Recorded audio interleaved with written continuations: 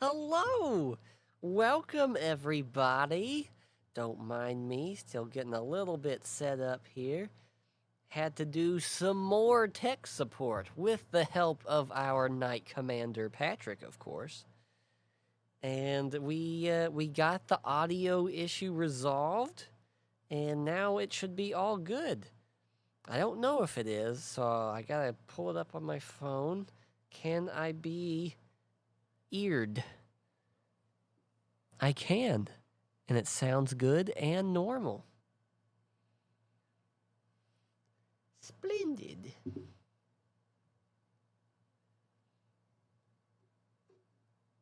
There we go, there we go. Keep that. Actually, yeah, keep that just a little audible so I can keep hearing myself.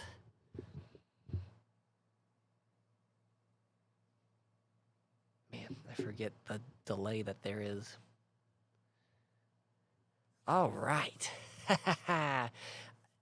I am Chamberlain Jonas of the Wayward Inquisition. We are a Dungeons & Dragons podcast. We have all sorts of VODs on here for you all to enjoy. We got a Western fantasy. We got dark fantasy. We have high fantasy. We have two different sci-fis, Arc Outer Rift, as well as Star Wars Reconciliation. So be sure to check them out.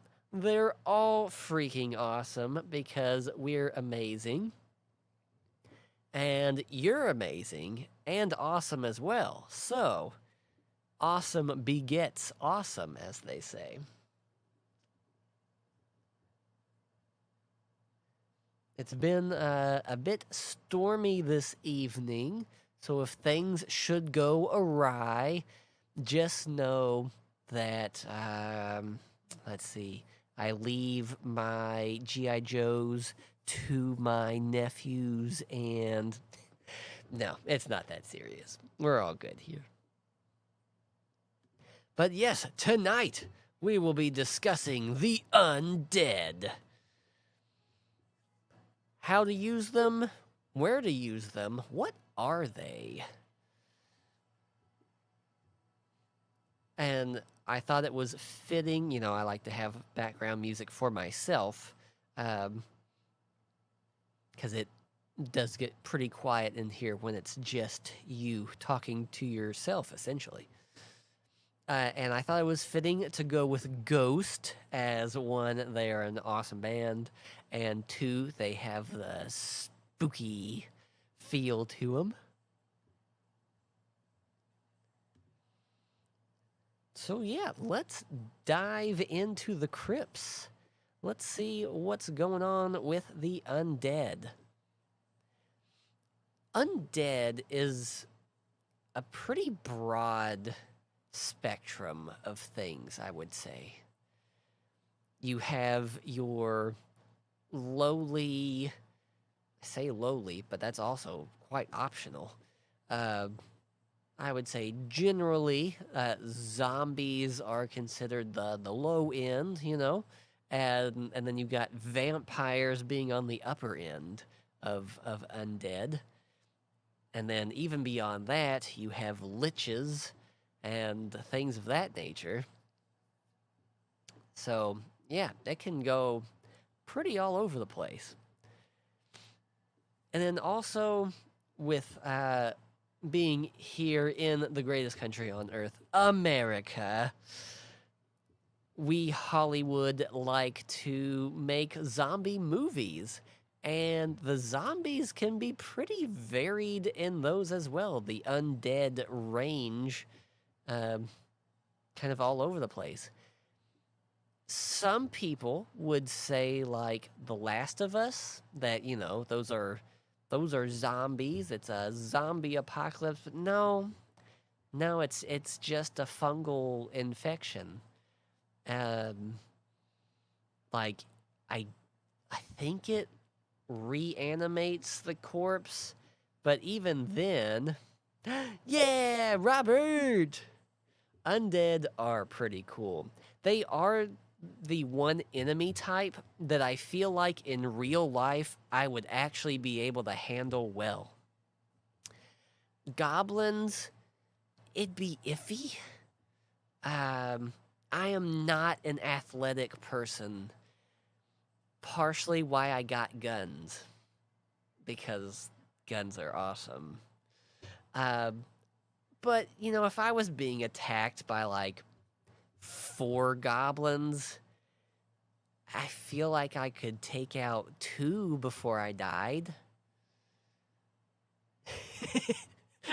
But yeah, like undead, like zombies, of course it varies with the zombies as well. But yeah, let me get back. So yeah, like with Last of Us, those aren't zombies. Those aren't zombies. I wouldn't even classify them as undead. That's just like a fungal invasion. World War Z, that one got talked up, you know, a lot. One, it was a pretty awesome movie.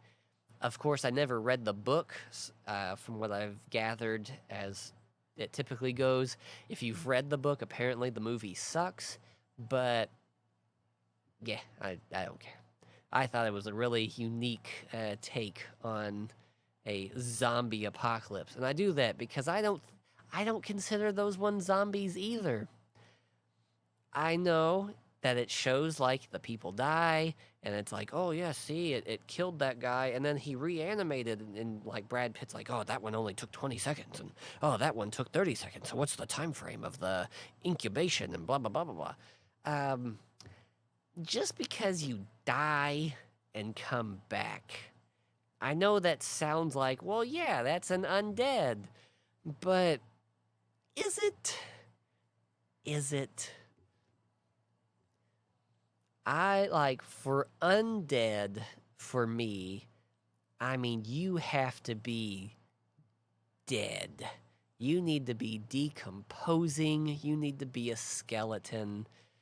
If you're like in World War Z, if you're the guy that gets bit, falls over, and then dies for like 10 seconds, and then you come back, you were inconvenienced. Effectively, you took a quick unconscious nap and then came right back. So when I think undead, I mean you gotta be putrid. And yeah, vampires gets pretty diverse in what gets called vampires as well. But yeah, I got 5e tools pulled up on me laptop. It is a beautiful, sexy website that has all the D&D info that you need, and it's free. And yeah, I'm on the bestiary. I got all the filters are cleared, I think. Let me see. Yes. The only little tag I have is undead, and I always click the CR button so it puts them in order of like most dangerous to least.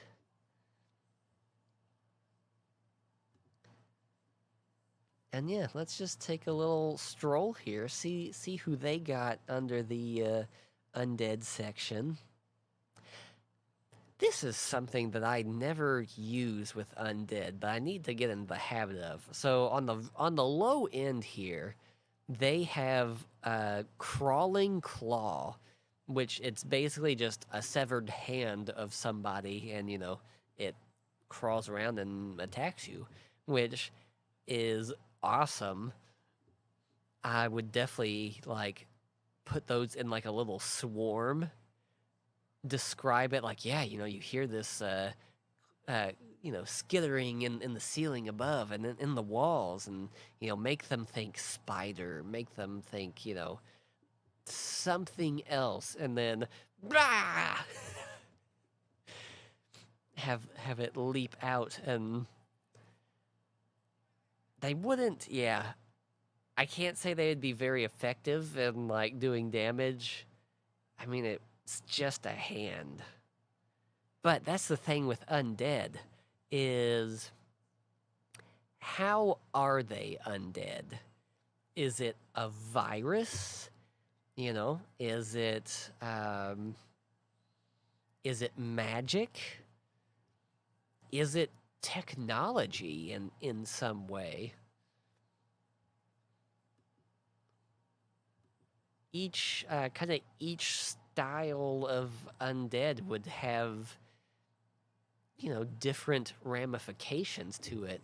You know, if a magic like necromancy summon zombie, if that bites you, you're not going to become infected like you know we would normally think, like, oh no, he got bit by the zombie.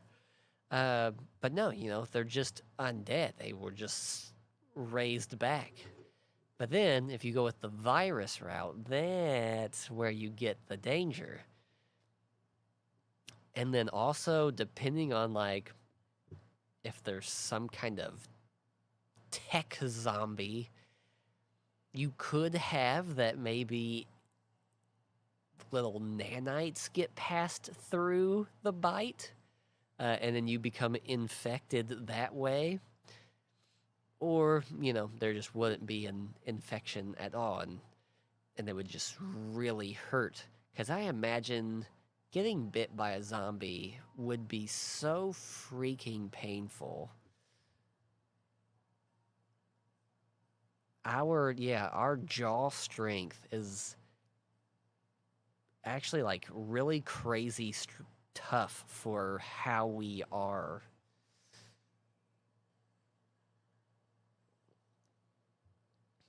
Oh, I forgot to mention, I'm sure you noticed the different camera setup here. Yep, got a little jazzy with it.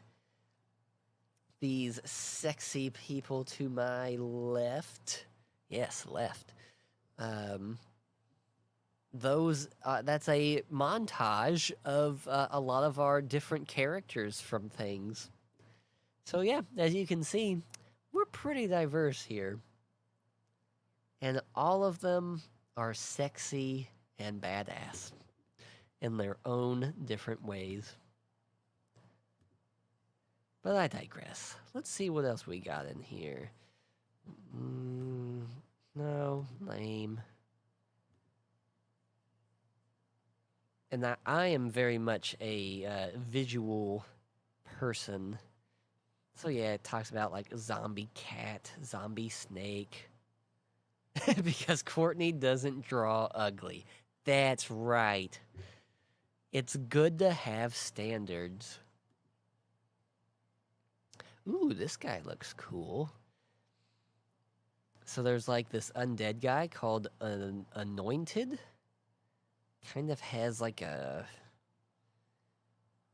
almost like an Egyptian thing going on there. I dig it. Oh yeah, that's one thing with kind of undead also is when they come back, are they intelligent? Are they fierce? Are they cannon fodder? So like skeletons in, I would say, the general consensus, whenever you encounter skeletons in a game, they're pretty easy, you know? But you go back and you watch Jason and the Argonauts, where they have that beautiful fight scene with the claymation skeletons, the stop motion of that. I've watched a video of how they did that, and I still can't comprehend how they did it. If you haven't seen that fight, go while you're on YouTube here, after the stream, of course. Yeah, look that up. Like Jason and the Argonauts skeleton fight, and I'm sure you can find it real easy. It is so beautiful. It is, man, I love it. But yeah, the skeletons in that fight, they are not pushovers. It is cool effects. Robert gets it. He knows. And then also with skeletons, like look at Game of Thrones. The undead army that marches on Westeros, those skeletons are terrifying. They're fast. They're basically they are their living self again, but just the bones. And yeah, they don't tire, they don't need to eat. So, yeah, you can have a good there's a good range with undead. Courtney! What's going on? Yeah, Robbie's here.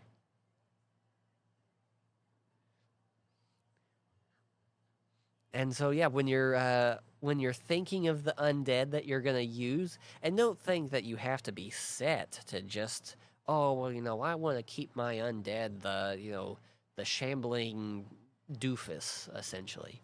You can have that and then you know throw in the scary ones, the fierce ones. It's good to have some variety, unless with your book or campaign, whatever you're working on, if the lore of it steers more towards one or the other. You guys are crazy. And then, oh yeah, the Ash Zombie. I do like the look of this one. Looks like they updated the image on it too. Looks a lot different than what it used to be.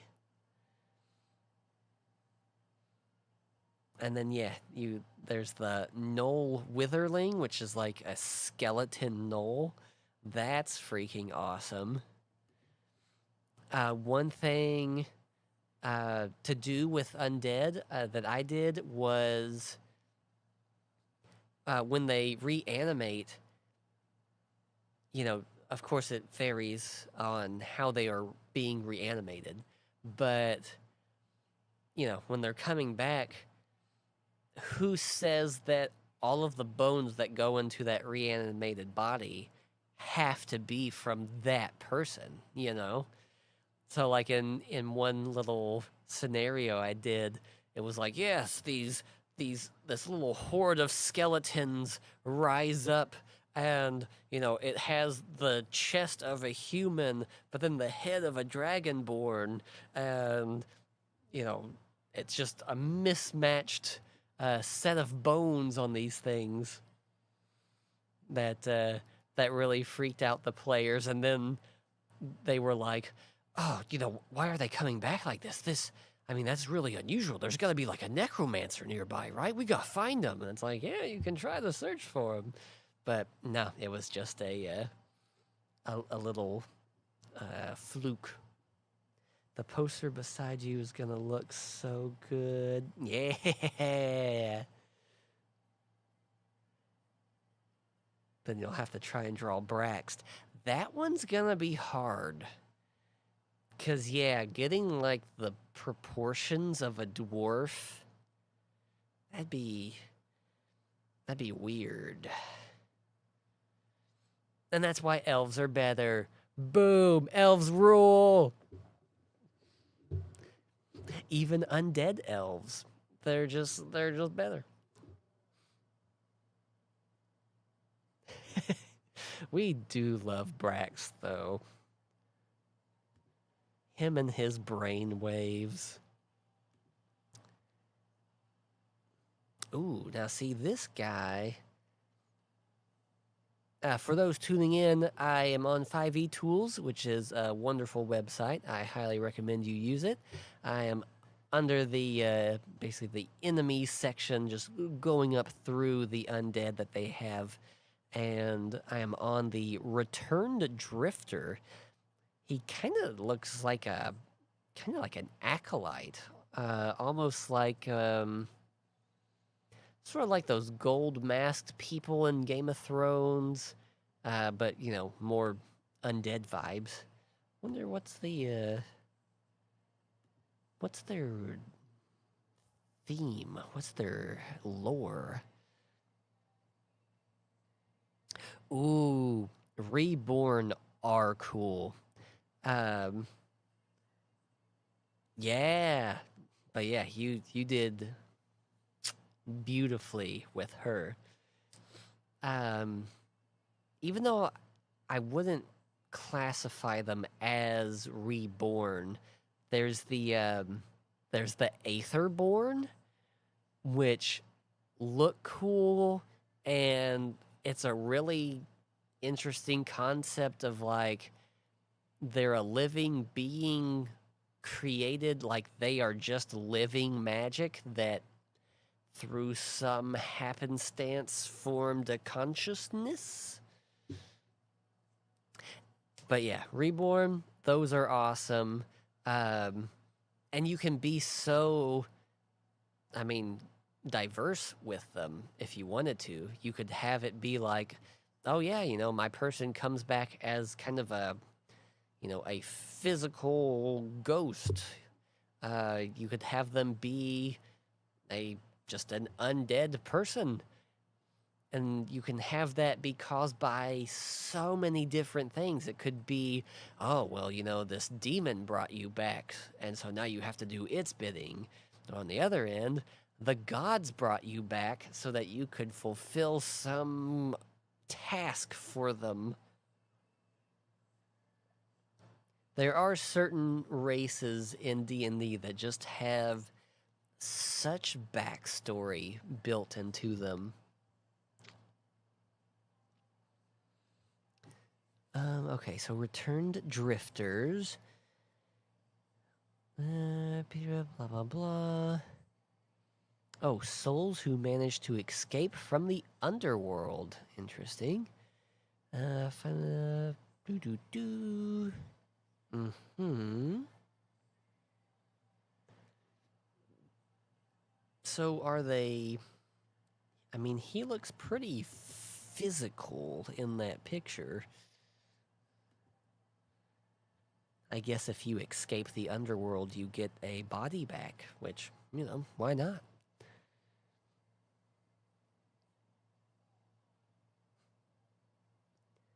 Mm-hmm, mm-hmm.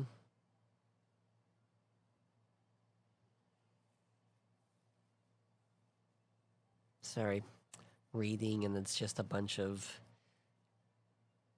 boring McBoringson over here. Well, that was not really helpful. Okay, wait, here we go. Okay, returned, re-enter the world, blank and undead, no longer possessing the ability to form long-term memories. Ooh, interesting. I like that. Yeah, these returned drifters, they look cool. I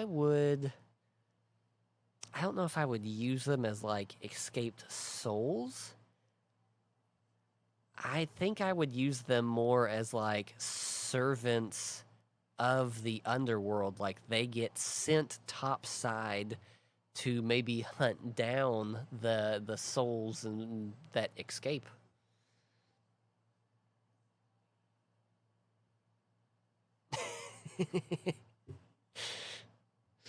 Nuggies. Everybody loves nuggies. And I'll tell you what, they're not nuggies, but if you live in the Louisville, Kentucky area, there's this awesome place called the Logan Street Market. And there's a restaurant in there, far back right, and they have the world's largest chicken tenders. I mean, it really, the first time we saw somebody get them, I mean, it was like, did they just take multiple chicken breasts and turn them into tenders? Because they're freaking massive. I would not want to see what chicken that came from. What kind of Godzilla chicken is that? Let's see, as we go up, we got skeleton rats. Yeah, like the skeleton animals, those are cool, and they are so good. We got the normal skeleton. Yeah, that's a good image. I like that one. Hmm.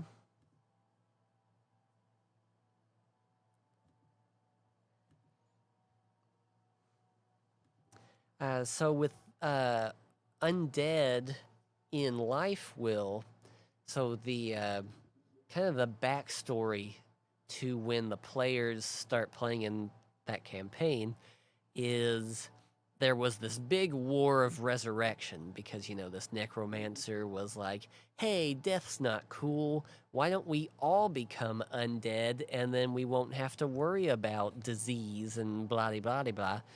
And so, he starts resurrecting people after killing them, of course. And, they're your typical undead. They just kind of follow his will.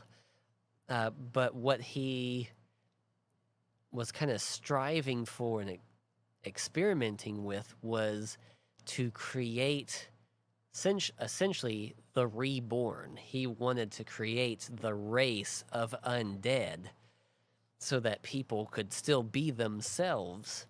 And of course, it didn't work. And, he got defeated and all that good stuff. But when you are using undead in your campaign or story or what have you, maybe when they come back, that zombie remembers everything. And now they have this hunger and they have to dwell on, I need to eat, but I would have to kill somebody and eat them.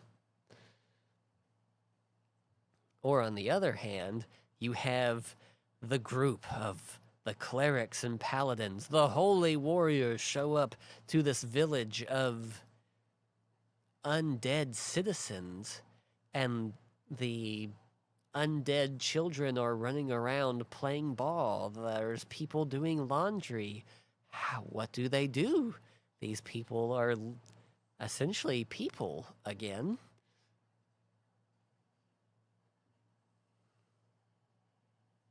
Oh yeah, the dipping sauce. I forgot about that. Ghouls, I think they are under the undead section. Let me take a look-see here. Yep, yeah. They are, there they be. What is the lore here on ghoul? Driven by insatiable hunger. A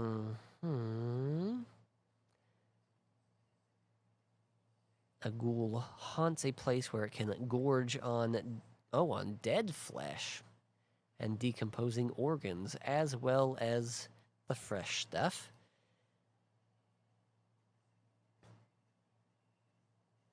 Oh, it actually prefers dead meat to living creatures. Interesting.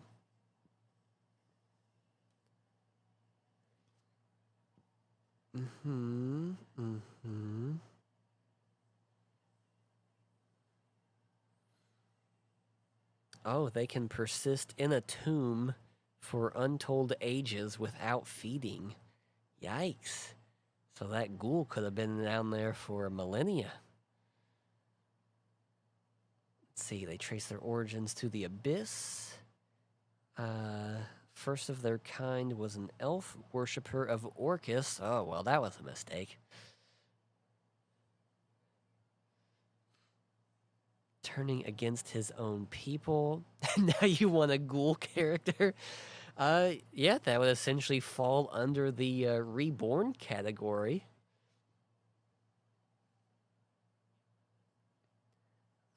Let's see. Turn against their own. In honor of the demon. Transformed him into the first ghoul. Oh. So how are they Do. This when Orcus was not. Blah blah blah.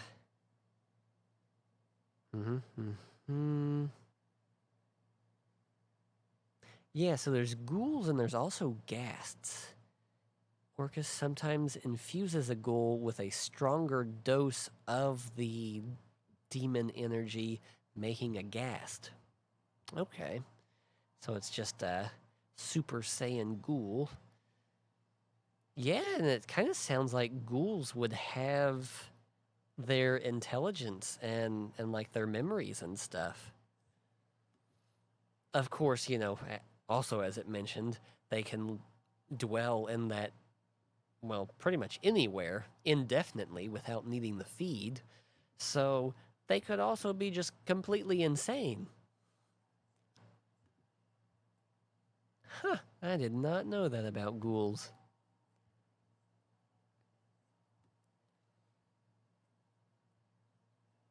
I also use the term ghoul wrong a lot.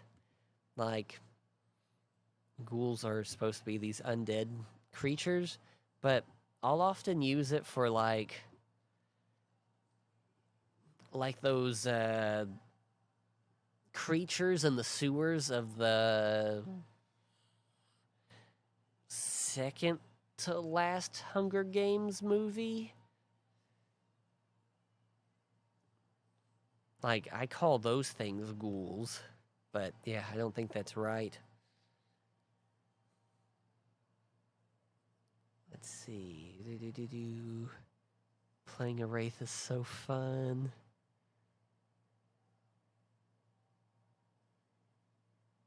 Oh, a ghoul that's obsessed with being pretty. I haven't watched Repo. I've heard good things about it. It also just seems kind of odd. And not the good kind of odd that I like in things. But maybe one day I'll watch it. A yellow musk zombie. You don't really look like a normal zombie. You look kind of more like the voodoo kind. What's your, a humanoid transformed into a yellow zombie. Blah, blah, blah.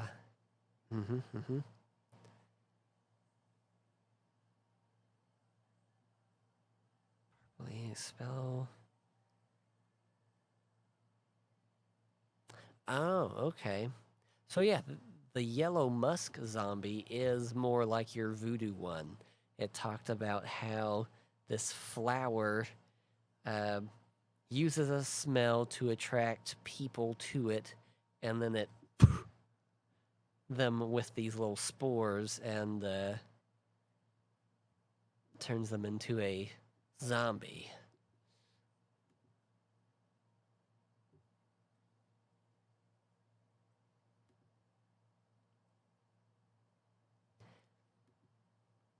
Yeah, for the longest time, zombies have been kind of my favorite enemy type, especially when I was in my youth. I was really into zombies. Any zombie movie that came out, I wanted to watch it. House of the Dead was one of my favorite games and still is.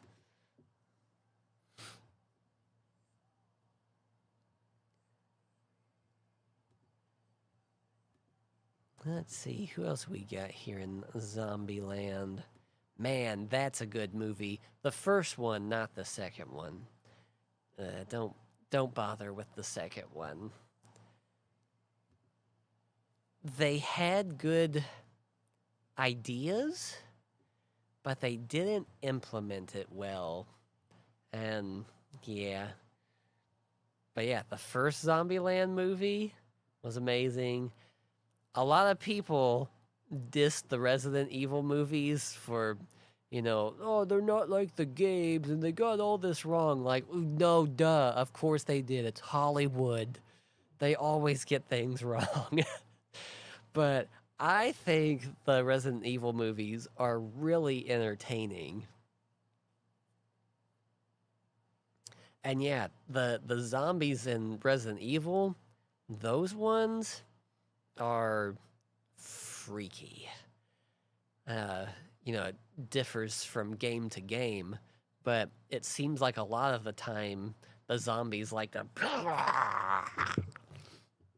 and do that whole little mouth thing and with the tentacles. And plus with Resident Evil, the really cool thing about that is like the virus affects things differently. So you don't just get zombies, you get a giant rat flesh hound with wings. Hey, maybe Amos and Rory can fight that. That sounds cool.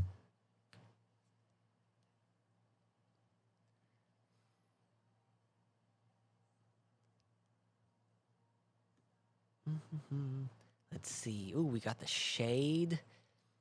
Yeah, I don't use a lot of spirit enemies in my games, but they are fun to use at because I used one in Lightbringers, and as it passed through the guy, it caused like necrotic cold damage to him, and then it had the chance to try and possess him too, and then it did, and that was awesome.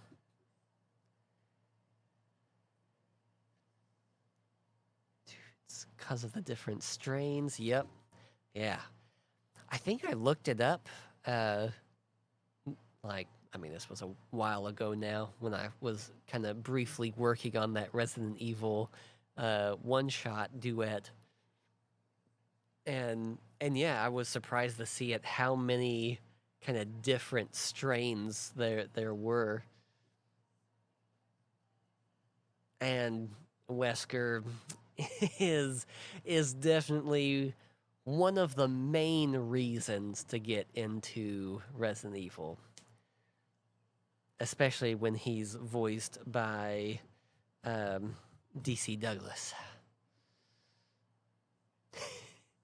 They are silly science guys.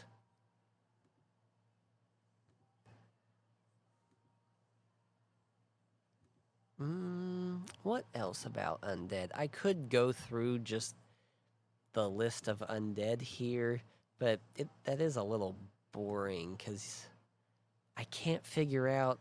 I've hooked my laptop up into the stuff, but I can't figure out how to get it into the second screen. Because it'd be nice that you could see the pictures that I'm looking at, but also I really like having these guys next to me, because, look at them. There's Brock, that guy. Faraday.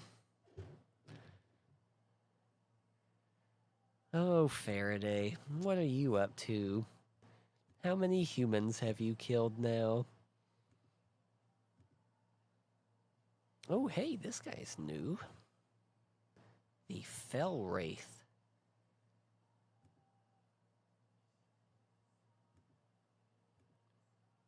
Where's the not that one. What time is it? 8? Okay.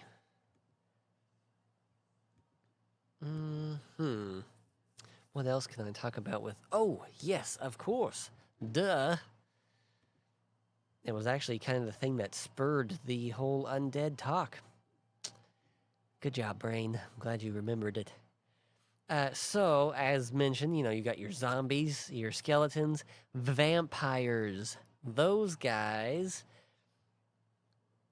It's not that people use them wrong, but when you stop to think about what a vampire is, and I know people might steer away from this because there's something weird with vampires and moving water.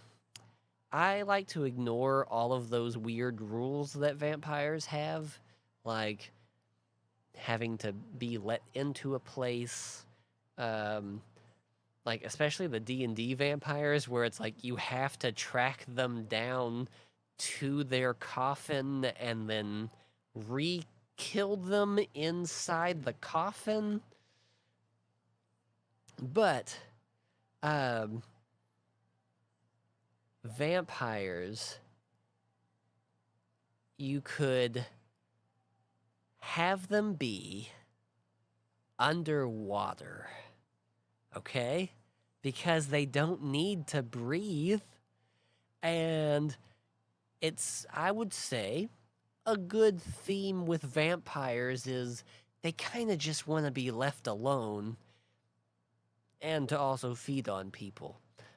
And what better place to be would be to capture your prey, drag them into this underwater lair, and you could have the adventurers, maybe it starts off completely underwater and then the vampire has this nice little dry cavern area that they've spruced up and live in, or maybe just the whole thing's underwater. Then you have to have this vampire fight with most likely the majority of the party being at a disadvantage, being underwater. Meanwhile, Vampire Boy is just swimming along with ease.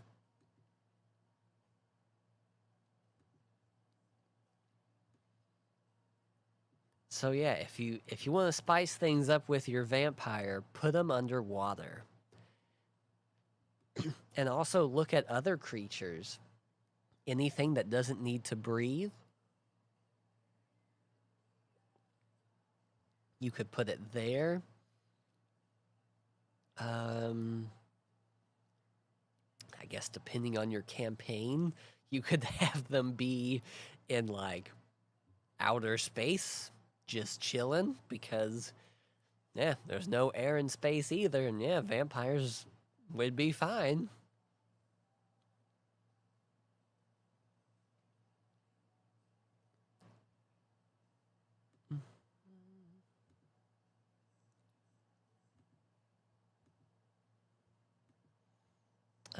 Anything else with... See, okay. Why are you under the undead section? So just in kind of random clicking and going through the list, just because I love monsters. I love evil creatures. Probably because I grew up watching Power Rangers, and I mean, some of the designs for the bad guys in Power Rangers are pretty brilliant.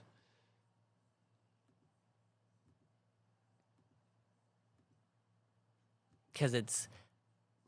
my love for them is both their design and to see them die. Imagine Abe from Hellboy as a vampire. Yeah. And it wouldn't even need to be Abe. They are undervalued.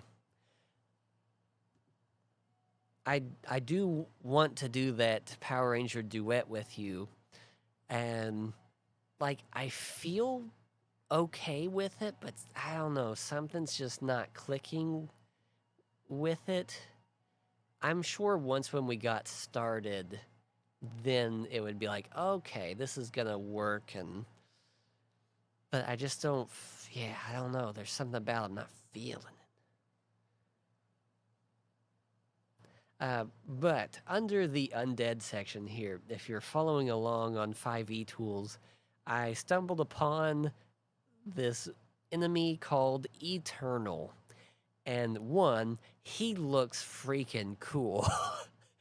But two, why is he under the undead section? This thing looks like a metallic super construct Megazord dog. Like, what? Okay, what's the lore here? Why are you being thrown under the undead section? I gotta know. Blah, blah, blah.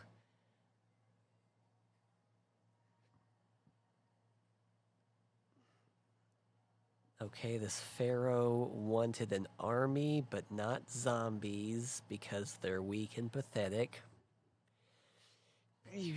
Fair. The Eternals are elite soldiers with all the skill and prowess of living soldiers, but none of the drawbacks of being alive. Okay, you're describing a construct. This is not an undead. Ah, you silly people. What book is this from? Plane Shift Amaket. Huh.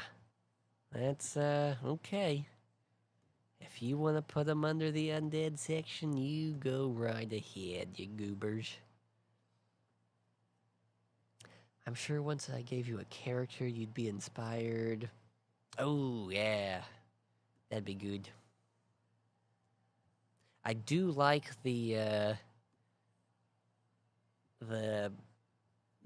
BBEG that I have for it.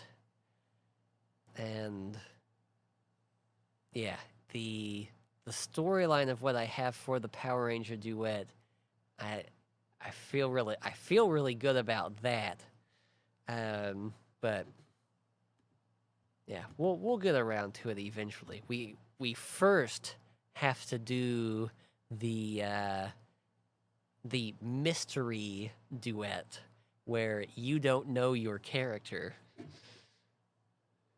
Because that one's gonna be really fun.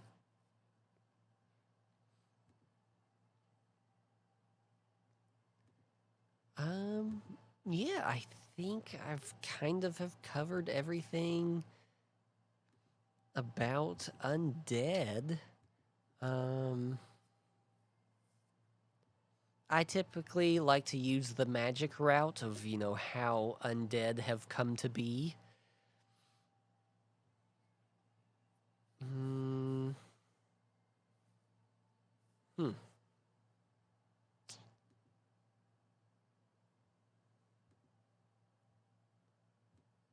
So yeah, I think this stream tonight might be a little shorter, just because, there's only so much I can talk about one enemy type.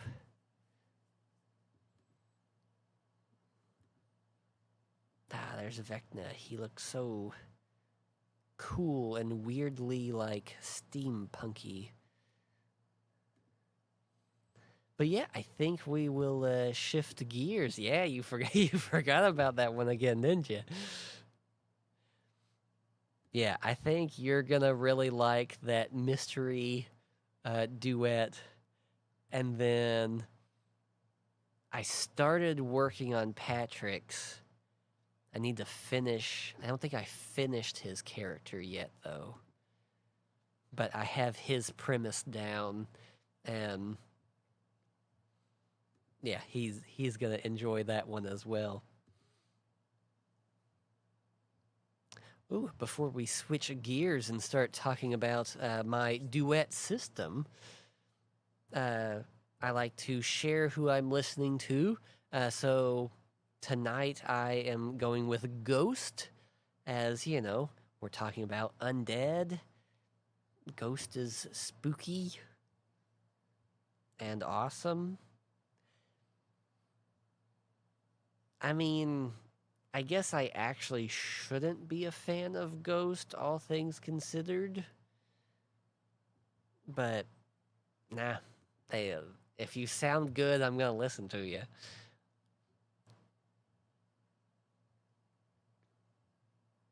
There we go. Got the new next album going. So, you want to get into D&D, but man, 5e, these rules are so complicated. They're all over the place. How am I supposed to keep track of all this nonsense? Whoa, Nannergoo!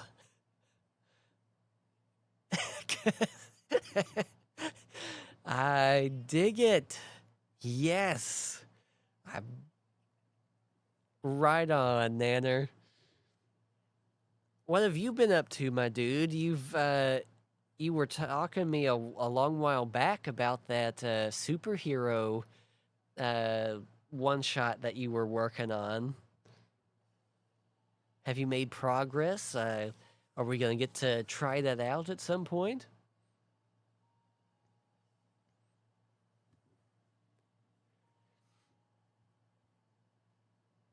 Oh, but yes. So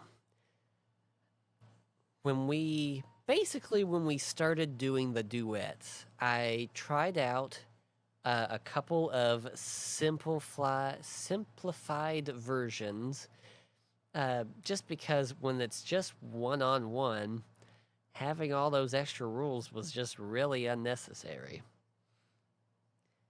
I've been still trying to get some players. Been working on it a ton. Nice. Yeah, married life.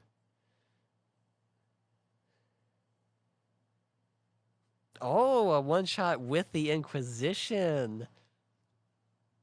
I think they would love you, Nanergoo. You are pretty awesome.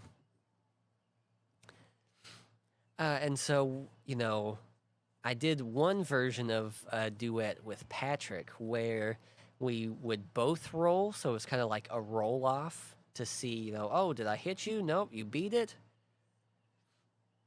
And that was good.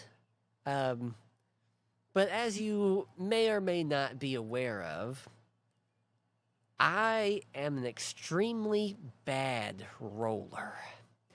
And also, in a duet setting, when it's just one on one, it was starting to feel really bad that playing the bad guys, I would roll, 6 different attacks from the big group trying to kill Patrick. And he was just, having to deal with it. So the spotlight should be on the player, not on the DM. And so I was thinking about how to change things up, and I thought, yeah, one of the fun things about D&D is rolling the dice. Of course, the role play is the golden gem, but you if you don't have the gameplay side, then you're just doing a performance with each other. And since it's like, yeah, rolling is fun, even though I'm bad at it, I love rolling for stuff. And so then I thought, yeah, what if instead of, what if I don't do anything and it's all on the player, basically? And so then I was like, yeah, they'll roll defense rolls now. And since I started doing that, the duets have been, and even just beyond the duets. I mean, look at Wicked West. Both Courtney and Patrick are, together in that one, and using that duet system has worked really well. I'll say it does put a little bit more on the DM for improvisation. That's a word. And so, it's not going to be for everybody, but the great thing about it is the duet system can work in any setting. If you want to do Star Wars, it works in Star Wars. Yeah, Robert's played a duet. And so then over time of doing these duets, with how simple it is, because boy, do I love simple. I was thinking, since it is so simple, I should try to spice it up a little bit. Add in just a few more things, not too many, because, simple.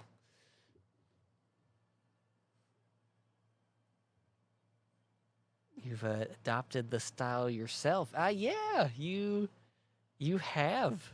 Uh, let's. Oh, and then Nanergoo said something. I missed it. I like that idea. Oh yeah.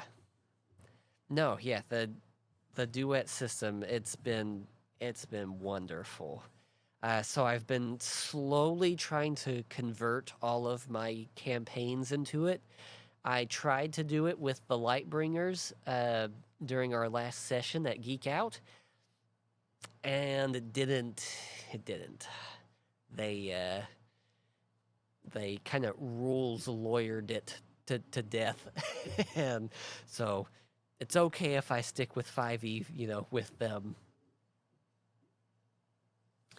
And so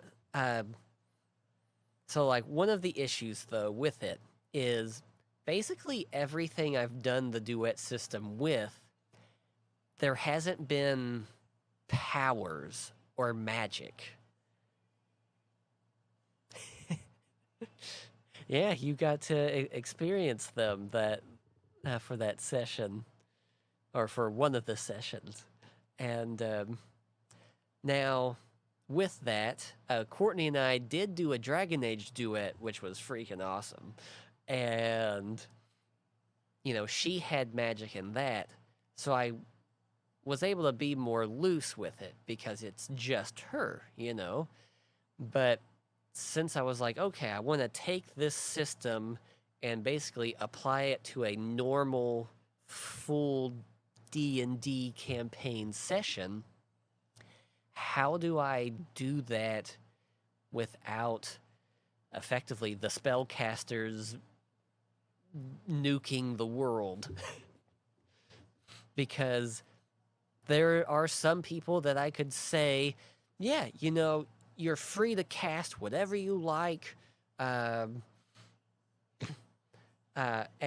they would be like, oh, yeah, and they would keep it at a reasonable level. But there's going to be those people that'll be like, yeah, I'm going to dual cast 2 fireballs at the same time, upcasting them to 9th level.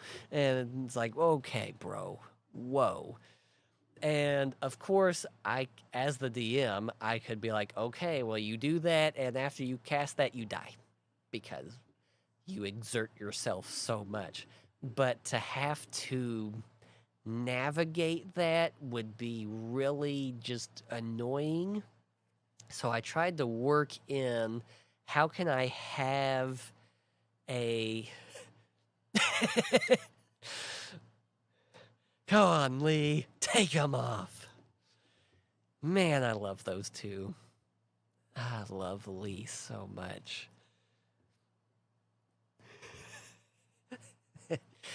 And so it was like, how do I keep that under wraps but still give them the freedom to basically do whatever they want? Because that's all I want, is I just want you to use your imagination. Don't look at your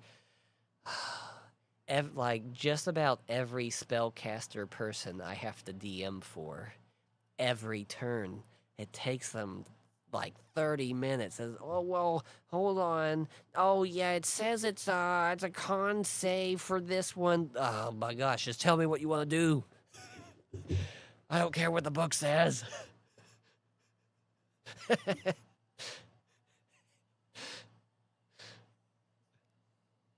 Oh, yeah, Courtney was freaked out by it at first, which is understandable because I'm a monster. And but yeah, once when she it clicked, oh yeah, she was golden. It was so much fun. The one we always go to is, she was like, yes, we're chained up. Can I channel my sacred flame into the chains and Ghost Rider this guy? And then was like, hell yeah, you can. Roll for it. Oh, and yeah, the other thing with the duet system was to make it simple, because when we started off doing the Dragon Age, she had a character sheet.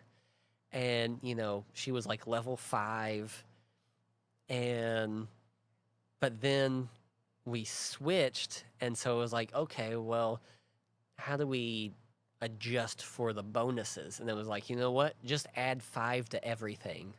And yeah, you can adjust that however you want. If you want to be like, okay, at the start of this campaign, whatever you roll, -2. And then you can build up from there. Because on one hand, I don't want them to be stagnant the entire time. But also, I mean, we did Star Wars, and Sundry never really got a level up, and it was amazing. So I'm leaning more towards the idea that the duet system will just be, this is what you start with, and that's basically what you'll be at forever. Maybe throw in some other things in there. Oh, the solo dungeons with Jet.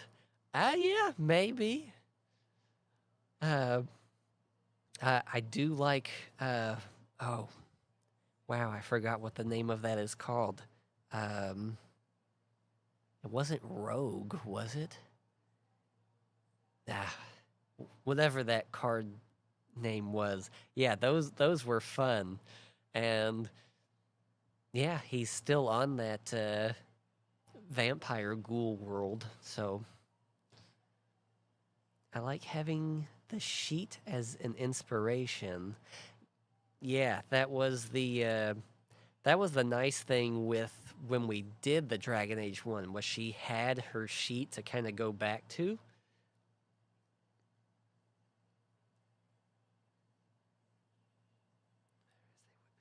But then, yeah, when we did Elysius, that one was just, that was free reign. And yes, thank you, Courtney. Scoundrel.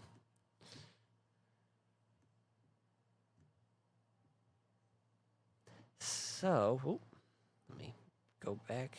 I really need to just remember I got a mouse for my laptop. And I always look at the box and like, yeah, I need to bring that next time. And then I completely forget it. So, the new changes I have been thinking on to add in. Wow, Jonas. Well, yeah, I didn't pull out my dice because I'm doing world building. I don't need them. That's okay. So, one of the new things with the duet system is each session, not long rest, not, what have you, just each session, when we come to play, they will get 5 surge dice. So, of course, you'll use the d20 like normal for all the rolls, but then the other dice that come in the set, except for the little D100 or the percentile die, whatever you would like to call that one. Exclude that one just because it's weird. But the surge dice is, so you roll your D20 to do something, and it comes up short. I'm like, oh yeah, you got close, but you're just not gonna make it. And then you're like, hey, I want to use one of my surge dice. So you get to pick which one, of course, and you're just gonna have to use a judgment call on your end.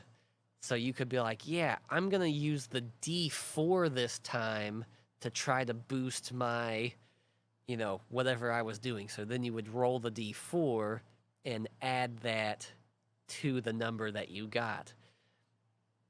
If you're like, yeah, I'm close enough, I'll use the D4.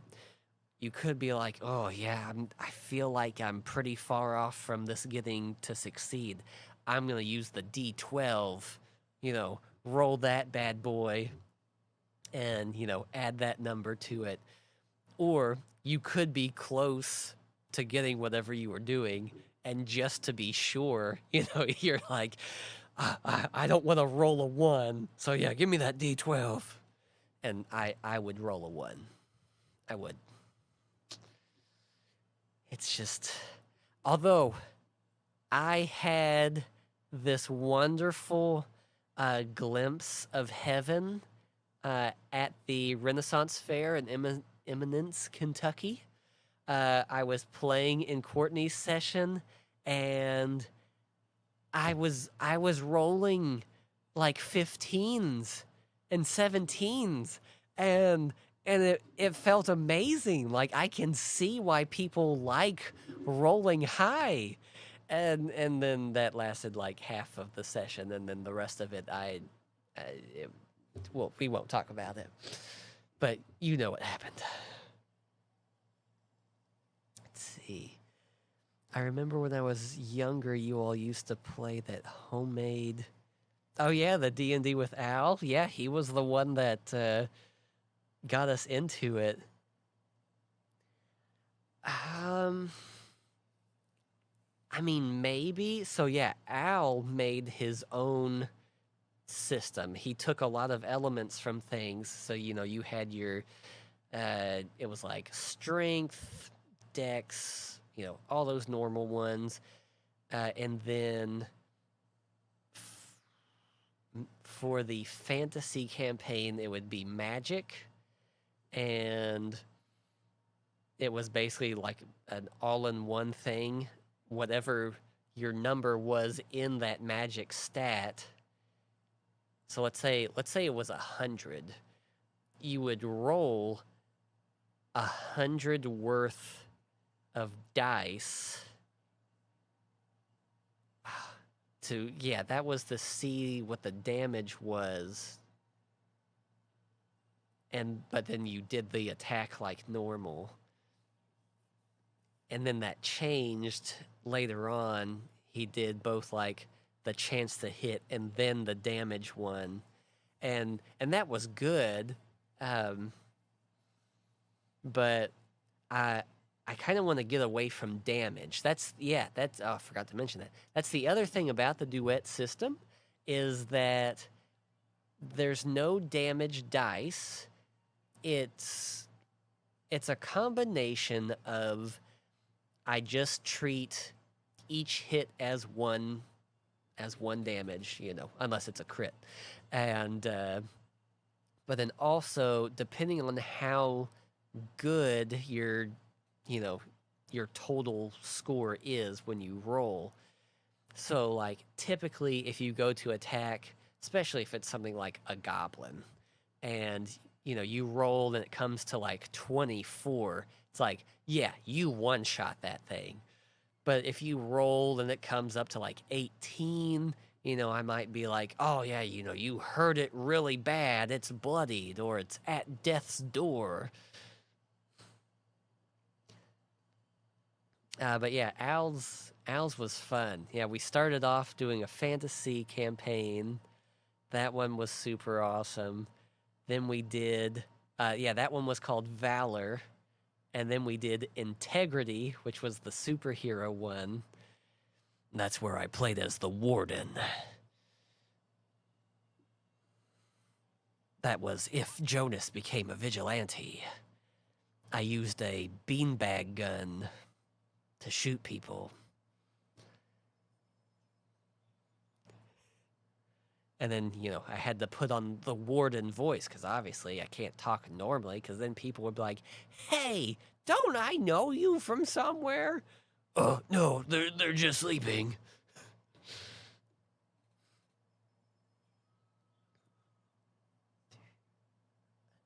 I just love the common sense of the homebrew system.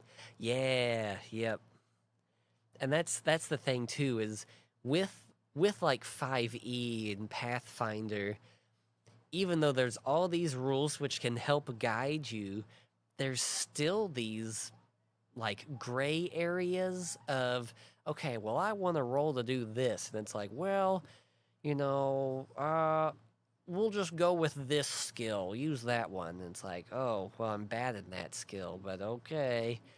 Or then on the other hand, to me, there's so much overlap. It's like, okay, you can roll for this. And uh, I think I did this at the Ren Fair. It was like, well, you can use investigation, perception, or insight, because really any three of those would work. And it's like, well, that's confusing.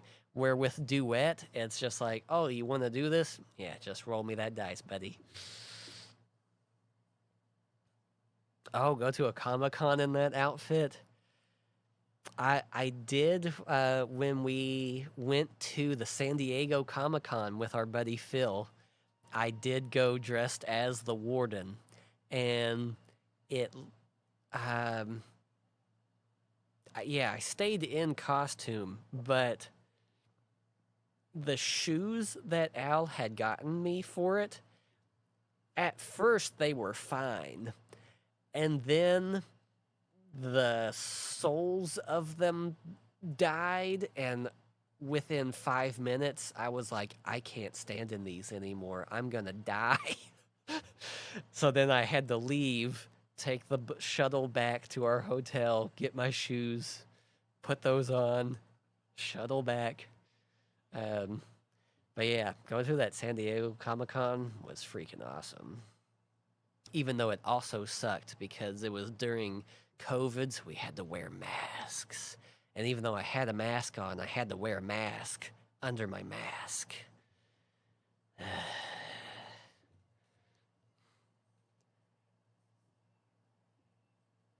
More dice equal more fun. That's yes.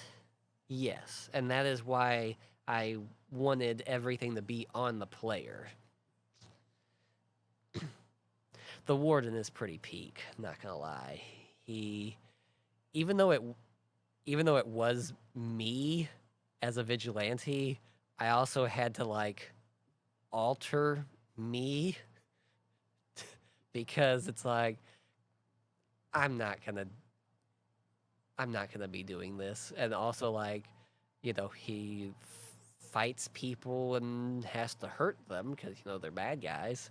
And it's like, yeah, I would do it in a self-defense scenario, but it's not like I'm not gonna go out and searching for trouble. um. Okay. Yes. No, that was good. But so yes, the surge dice. You know, you get those 5. Once you use that dice, it is spent for that session. So you know you gotta think strategically. With like Wicked West, Courtney and Patrick, their characters don't really have hit points or health. Um, which, on one hand, is nice because you can just kind of common sense kind of role play. Oh yeah, okay, you got shot. You're in trouble, buddy. And I do like that, but also it does kind of feel like to help with the drama, having the physical hit point counter, you know, would be, I feel like it would be better. So in the updated version, you would have 10 hit points, as you know, each hit is 1. And so that gives them a good pool, because I think with the John Wick one that I did with Patrick, he had 10 health in that one, and that worked really well. I mean, since it was a roll off, one that got interesting because we're both really bad rollers, but obviously I didn't hit him a lot. But then when I did, it got spicy. And of course, with having the hit points, you can always adjust and give them things like, oh yeah, you find this magic item and you get a +2 to your hit points now.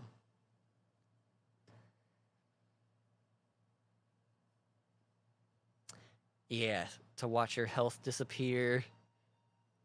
Oh yeah, during Arc, that got tense. So yeah, I'm glad you said that. So that has reassured me about adding in the health points. Since this updated version is more for like a group setting, I'm thinking the starting modifier when you roll will be, I'm thinking just +2. At one point, I was thinking like, yeah, -2, and then you can build up from there. But that seemed too harsh. And then I was like, oh, well, I'll just start them off at 0. But then that felt too boring. And then also, if I'm DMing Patrick in it, we need help. We need help. And so let's see. So got that. And yeah, D20, roll for attacks, defense, checks. You roll for spells. So no matter what, if you're thinking of like, yeah, I want to do the like Sacred Flame is a dex save, and so you're like, yeah, I want to use Sacred Flame. It's like, yeah, that's great. I'm not gonna roll to dodge it. You're gonna roll to see if it hits. How successful are you at casting your magic? I do have that there's no leveling up, but you can earn some limited perks to help with some things, You can pick a class, but it's more for the flavor. It's if you are reading one and you're like, yeah, I want to do this so that I can get this ability. It's like, that's great. I'm not going to give it to you, but yeah, if we're playing and you decide like, oh yeah, I'm going to just use that, you use your imagination to use that feature, then sure. But I'm not going to give you abilities, if that makes sense. There's no ritual casting. It's cheap. It's too easy. I don't like it. Yeah, basically ritual, if you don't know, ritual casting in D&D is basically a way to free cast something. Like you don't spin the spell slot for it. I think it still consumes the components and all that. But yeah, so no ritual casting. However, you can have, since there's the freedom of the duet system, you can cast any spell anytime. Like, Hellish Rebuke is a reaction. So when you get hit, you then, I counterattack you for hitting me. But in this one, if just on your turn you're like, yeah, I just like the image of, casting a Hellish Rebuke, I'm gonna do it, then yeah, you can do it. So it's any spell, any time, really. So if you're thinking that your character's like, oh yeah, he's gonna be a warlock, yeah, use wizard spells, man. Use sorcerer spells, I don't care. And so with that, the spell casting is pretty open, within reason. If you're like, yeah, I want to cast Mordenkainen's Magnificent Mansion, it's like, no. Is it a great spell? Yes. It's fun to use. You can do fun stuff with it, but it's so cheap. I hate it. Because you basically get an impenetrable safe place to rest and eat and all that good stuff. And boo. I am thinking that to help add limitations to what spellcasters can do, they can get 3 free spells a day. You can use the D&D spell list up to 3rd levels, just as reference if you need it. Cantrips now count as 1st level spells. However, you can pick 2 attack cantrips to use as normal. Because, the basis I have for spellcasters is Gandalf. Gandalf is a wizard. He casts spells. That dude swings a sword. Not just any sword. He uses like a great sword, like a 2-hander. And so even though I would like, because the idea of basically a Dragon Ball Z character as a spellcaster where the whole time you're, ha, this is how I attack all the time. I like that, but I don't like that. Because casting spells, even cantrips, should be exhausting. But I'm going to keep in that you can have those free cantrips, because some people, when they envision a character, they just want them to be a spellcaster. So all cantrips are now 1st level, so that means they would take one of those free spells of the day. You would know, and I'm kind of torn on this one, if you should have a spells known list or if you should just wing it.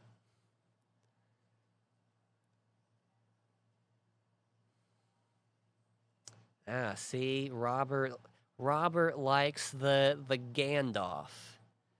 I do too. Because I do, especially in 5e, I just feel like spellcasters, yes, it's the classic, well, you start off weak, but then you get OP. And it's like, yeah, that's nice and all, except for the OP part.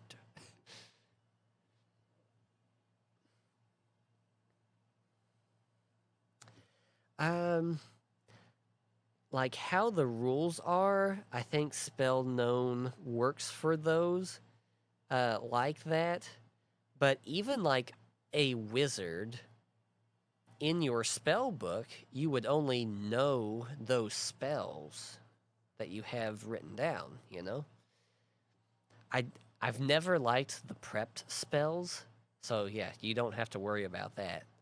If you have a spell, you'll be able to cast it. Don't worry about that.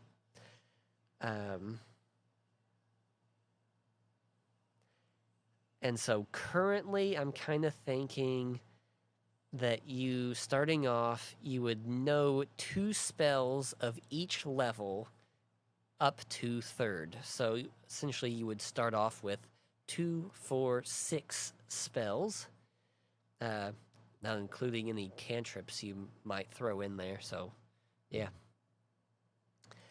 Let's see, that's how I see it. Spells known only makes sense to me as who use particular spells often.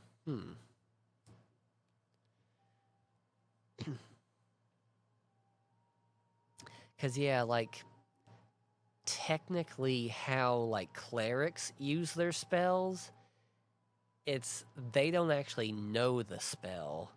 It's more like when they go to cast it, their god is like, oh, this is what you want to do? Well, there you go, buddy. Put something in the offering basket for me. spells. Like if it's a favored spell, like Aimer using... Oh, Prestidigitation.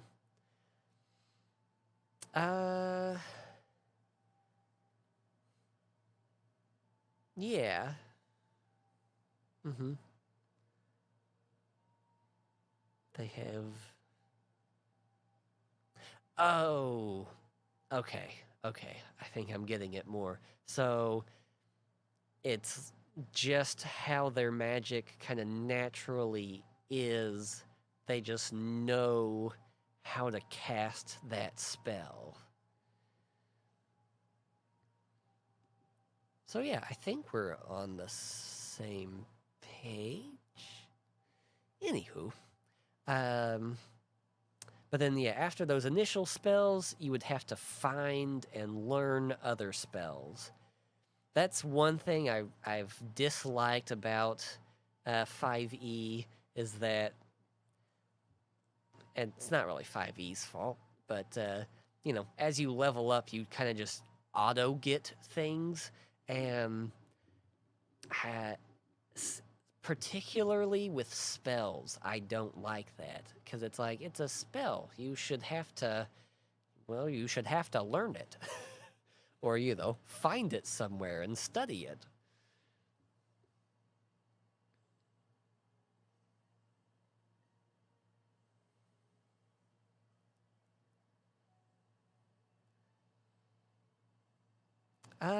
I mean, yes, wizards get it from scrolls and books, but then they know it. They know it.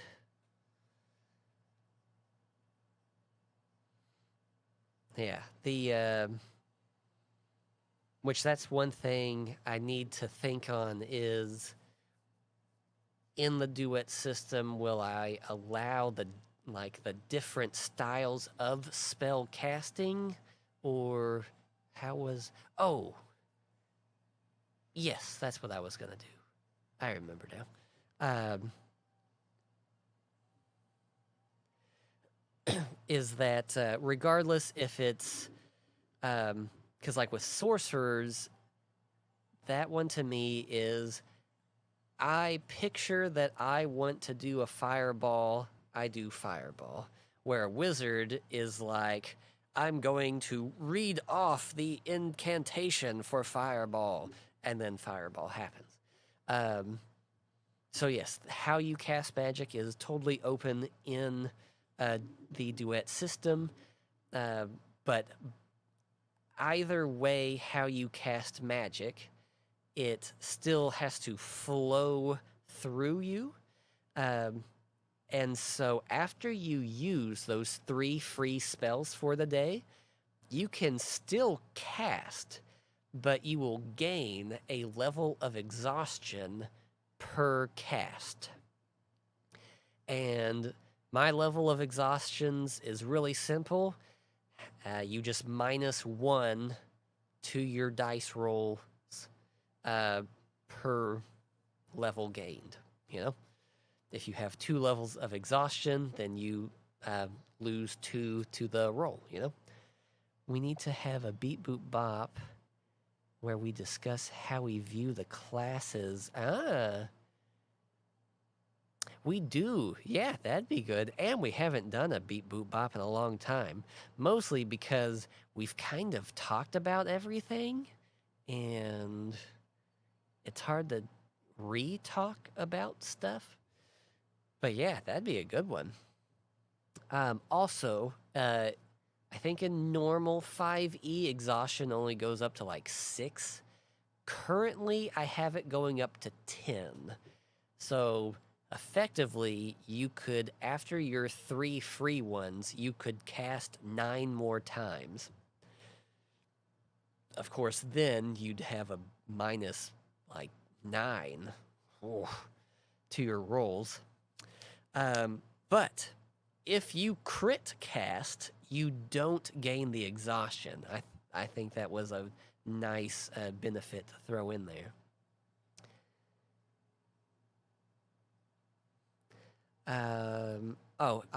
In the new system, I am only going to allow 1 magic item per person.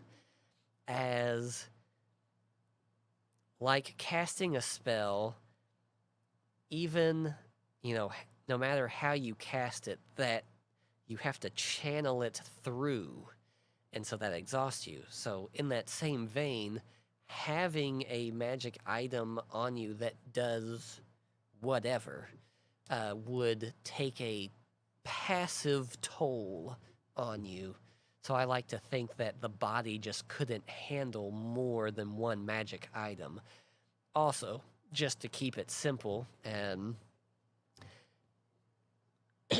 so that, you can still get a little boost in things if you need it.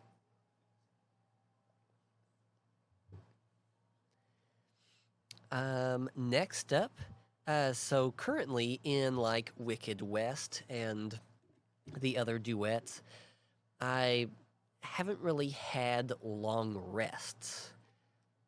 They mostly because since they don't have magic, there's nothing really to regain. I do imagine that they heal up some over the night. Let's see, Robert, you should join us one day. Ooh. Yeah, that would be fun. That'd be awesome. Robert could even join us for a beep boop bop. I bet Robert has some good insight into things. So I have added a long rest into the duet system. I'm calling it a night's rest. And what I'm thinking is, okay, so you have the 10 health. Whenever you take a night's rest, you don't gain full stuff back like you would in a long rest. That's the thing that's always really irked me and has been a running joke in D&D, is that you could be decapitated, take a long rest, and then you're A-okay. So with a night's rest, you will regain the amount of health you have lost rounded up. So I'm thinking like, okay, you have 10 health. Let's say you lose 3 in that day. So you're down to 7. When you do the night's rest, so 3, well, half of that, well, what would that be? 1.5. Well, let's round up. So you would get 2 health back.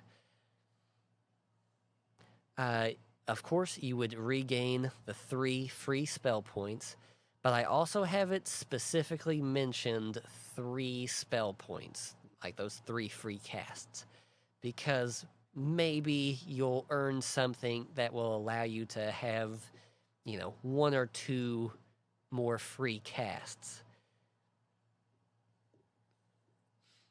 You will automatically gain 2 exhaustions back. So, if you have 5 exhaustions when you do the night's rest, you'll automatically drop down to 3. And then during the night's rest, you can roll a con save to see if you gain, if you lose more levels of exhaustion.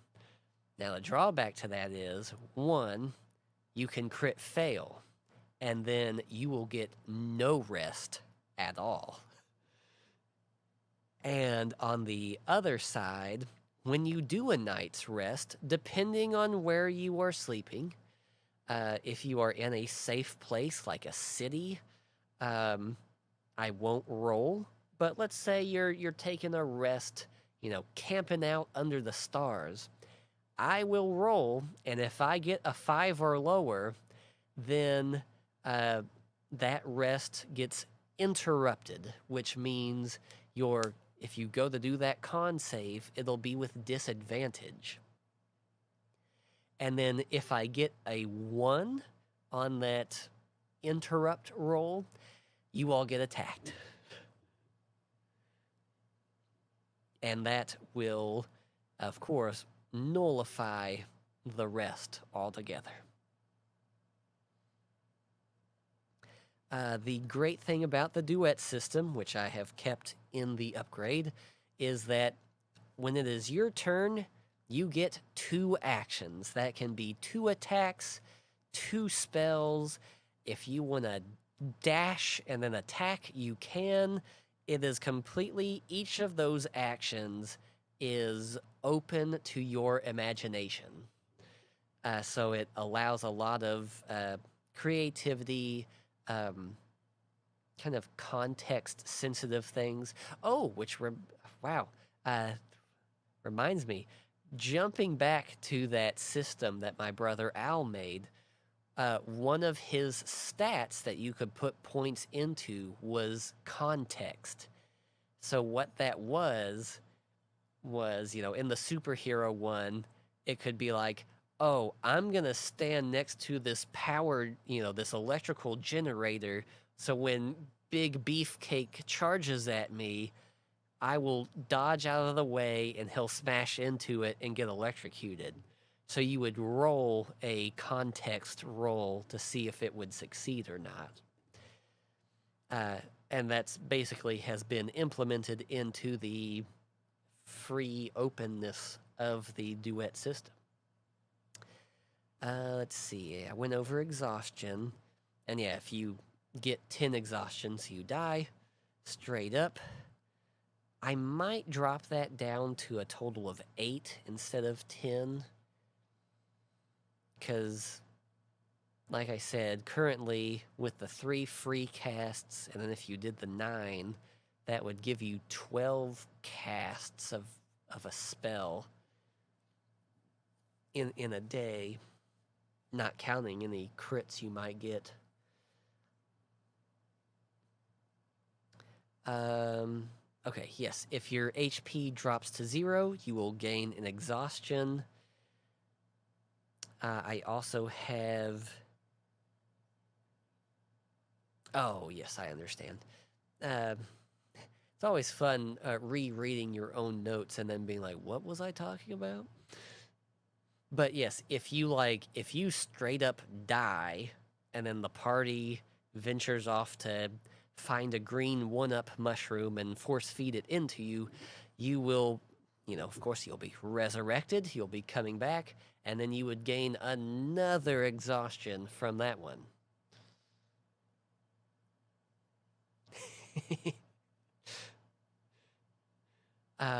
Oh yes, another thing I'm implementing in is every class, essentially every character has a weapon and armor. So even monks, you will have armor, but it can just be, you can describe it as being really light stuff, like, oh, I have bracers on. And, I have wooden knuckles. Because when you go to attack, if you crit fail, your weapon will get damaged. Each weapon and armor have 3 health.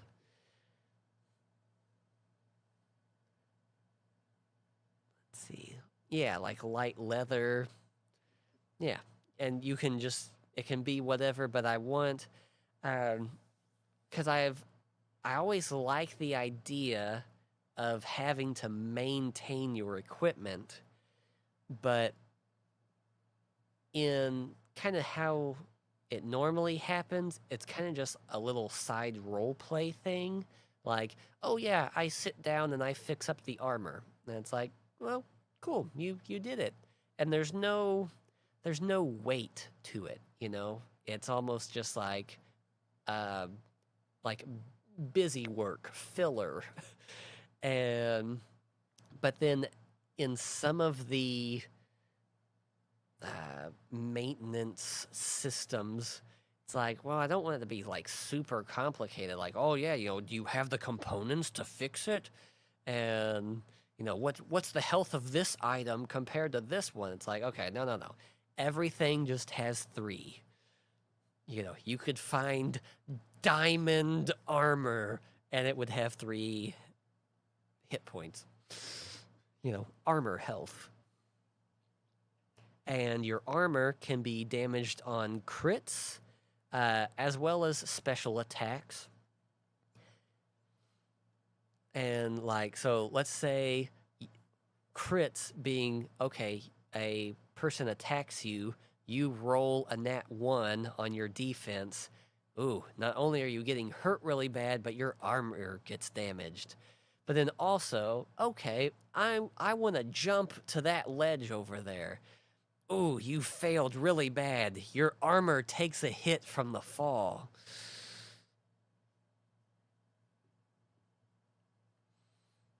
And so I think that armor health system seems pretty fair, right? And then, of course, whenever they do like a night's rest or something, they can take the time to try and repair stuff. Oh, and then if you are unarmored, so let's say your armor breaks, this only applies to players because if a player is unarmored, when you get hit, instead of just taking the 1 damage, you'll take 3. That means if you are unarmored and you get critted on, that's 6 damage straight off the bat. Oh yes, I have also changed initiative. Instead of rolling to see, okay, do the bad guys go first? Do the good guys go first? Does this player go first or that player? Initiative, now if you roll a 15, if your total comes to 15 or higher, you will get 1 advantage token. If you crit on initiative, you'll get 2. And as it might sound, if you have an advantage token, whatever you're doing, you might decide, you know what? I really want to try to succeed on this. I will use my advantage token. You will roll with advantage, and hopefully it will help you. Hopefully. I had advantage once. It didn't.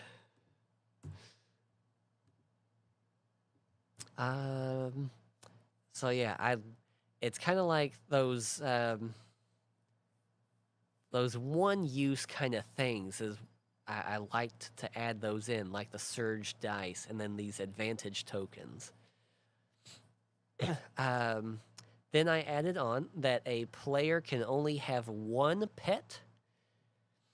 So, you're a necromancer person, you summon a skeleton, and then you're like, yeah, I want to summon a second skeleton. Okay, well, you do, and the first one disintegrates. Yeah, I'm not going to have one person have basically multiple attacks over everybody else. Ooh, goodness. Excuse me.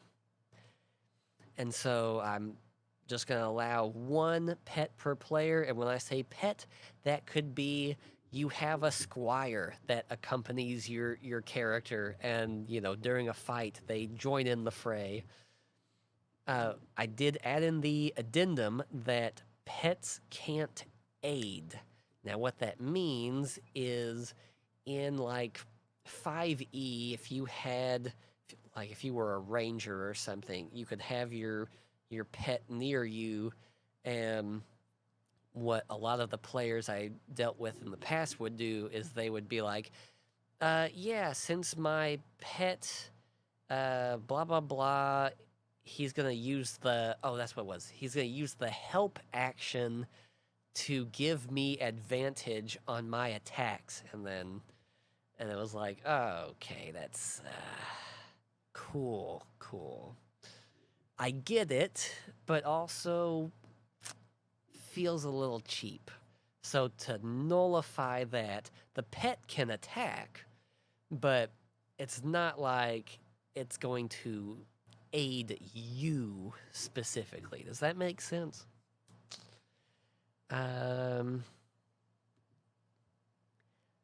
just in case they find something, or if a character or a player has a character that wants to make potions, I have added in that you can be under the effect of one potion at a time.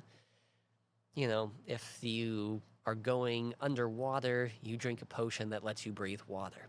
Then when you're down there, you're like, oh crap, I'm a human. I can't see in the dark, but I can breathe underwater down here, so that's good. Let me drink this sight potion so I can see. Well, now you can't breathe. So yeah, I'm keeping it one potion effect at a time. Oh yes, I learned this from a good buddy, David. He's actually in the Lightbringer campaign. He's also in my Friday game. What if I have just an aesthetic pet just for interactions? Oh yeah, that's totally fine. The main emphasis for the pet, you could still only just have the one for aesthetic purposes. The main thing with the pet was to limit what it could do in combat, because it got really cheesy.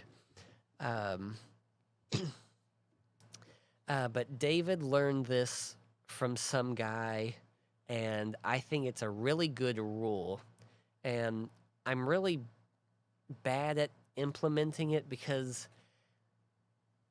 when you get a nat 20, you know, that's a critical success.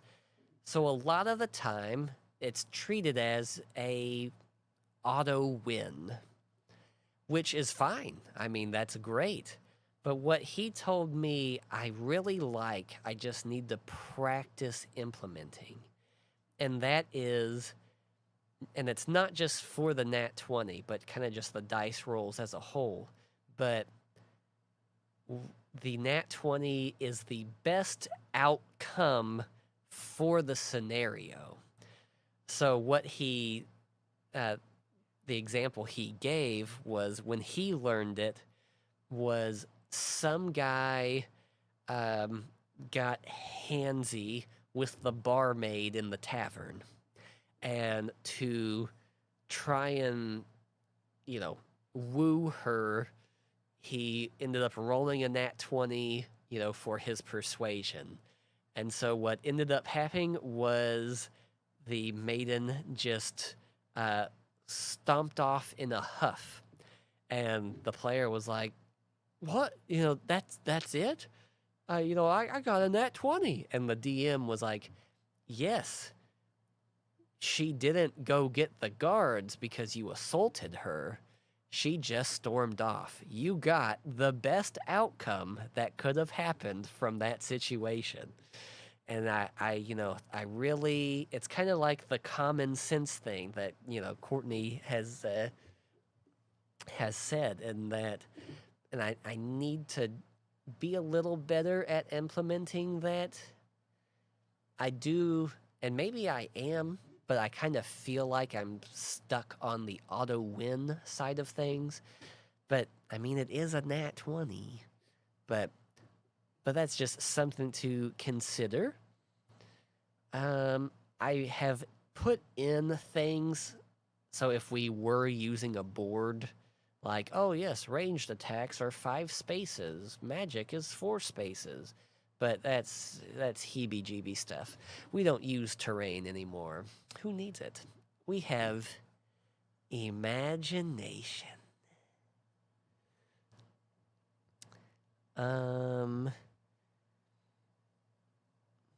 Let's see. Yeah, damage is 1. If you crit, it's 2. I'm thinking of your actions, that if you want to, like, swap your gear or something, like, oh no, my sword broke, but I have a backup weapon, then it's like, okay, well, it's going to take an action to swap that out. I think I'm going to put that in there to use a magic scroll that will take your full turn.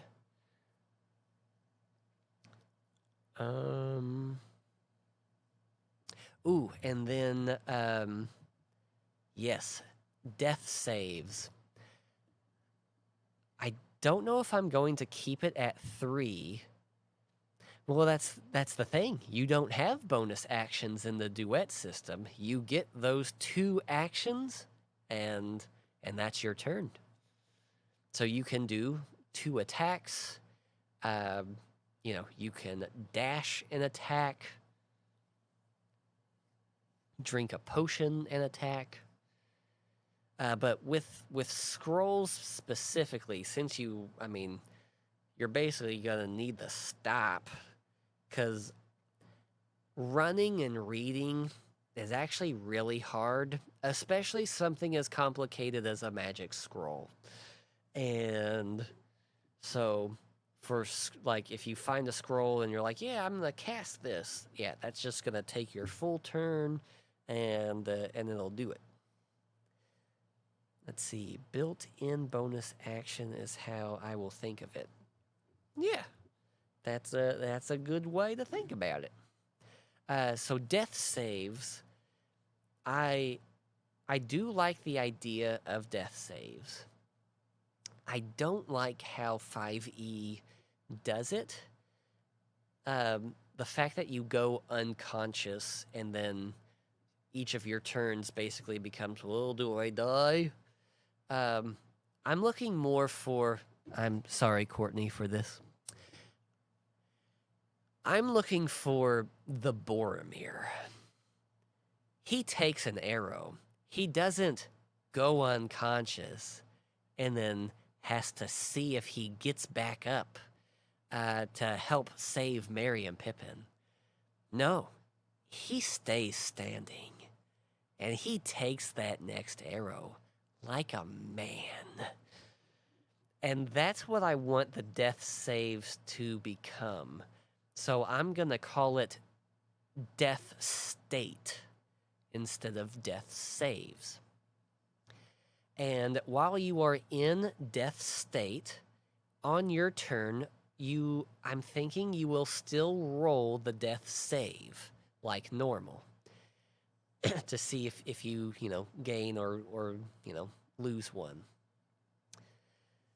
But you can still do your turn like normal, but limited. So instead of having 2 actions in death state, you would have the 1. And if you're a spellcaster person, you can only use the cantrip. One of those 2 cantrips that I generously gave you. I'm so nice. I am nice. And and then, while you are in this death state, everybody loves the heroic last stand, the heroic sacrifice. So what I'm thinking is when you go into death state, I'm not sure if you should have to use all 3 of the saves, or if you have to only use 2. Maybe you want to take a round to be like, yeah, let's see how I do. Am I surviving? How am I doing? How is the fight going? Maybe... As of now, I'm going to make the decision to say you have to use all 3 of the death saves. So while you are in death state, you could take the chance and keep fighting and hope to not get hit and lose one of those death saves. But if you don't and you have all 3, you can do the ultimate sacrifice and do a epic final blow, whatever you decide to do, and then your character dies. Now, if you decide that you want to keep, I want to keep on living, You can roll like normal, but I'm going to make it you have to get a plus 12 or, a 12 or higher to succeed. But if a ally is nearby and they want to, preemptively, if their turn comes before yours, if they were like, yeah, I want to help Steven, succeed on his death save rolls, then you would roll, and if you got the same 12 or higher, then Steven could add a +1 to his death save.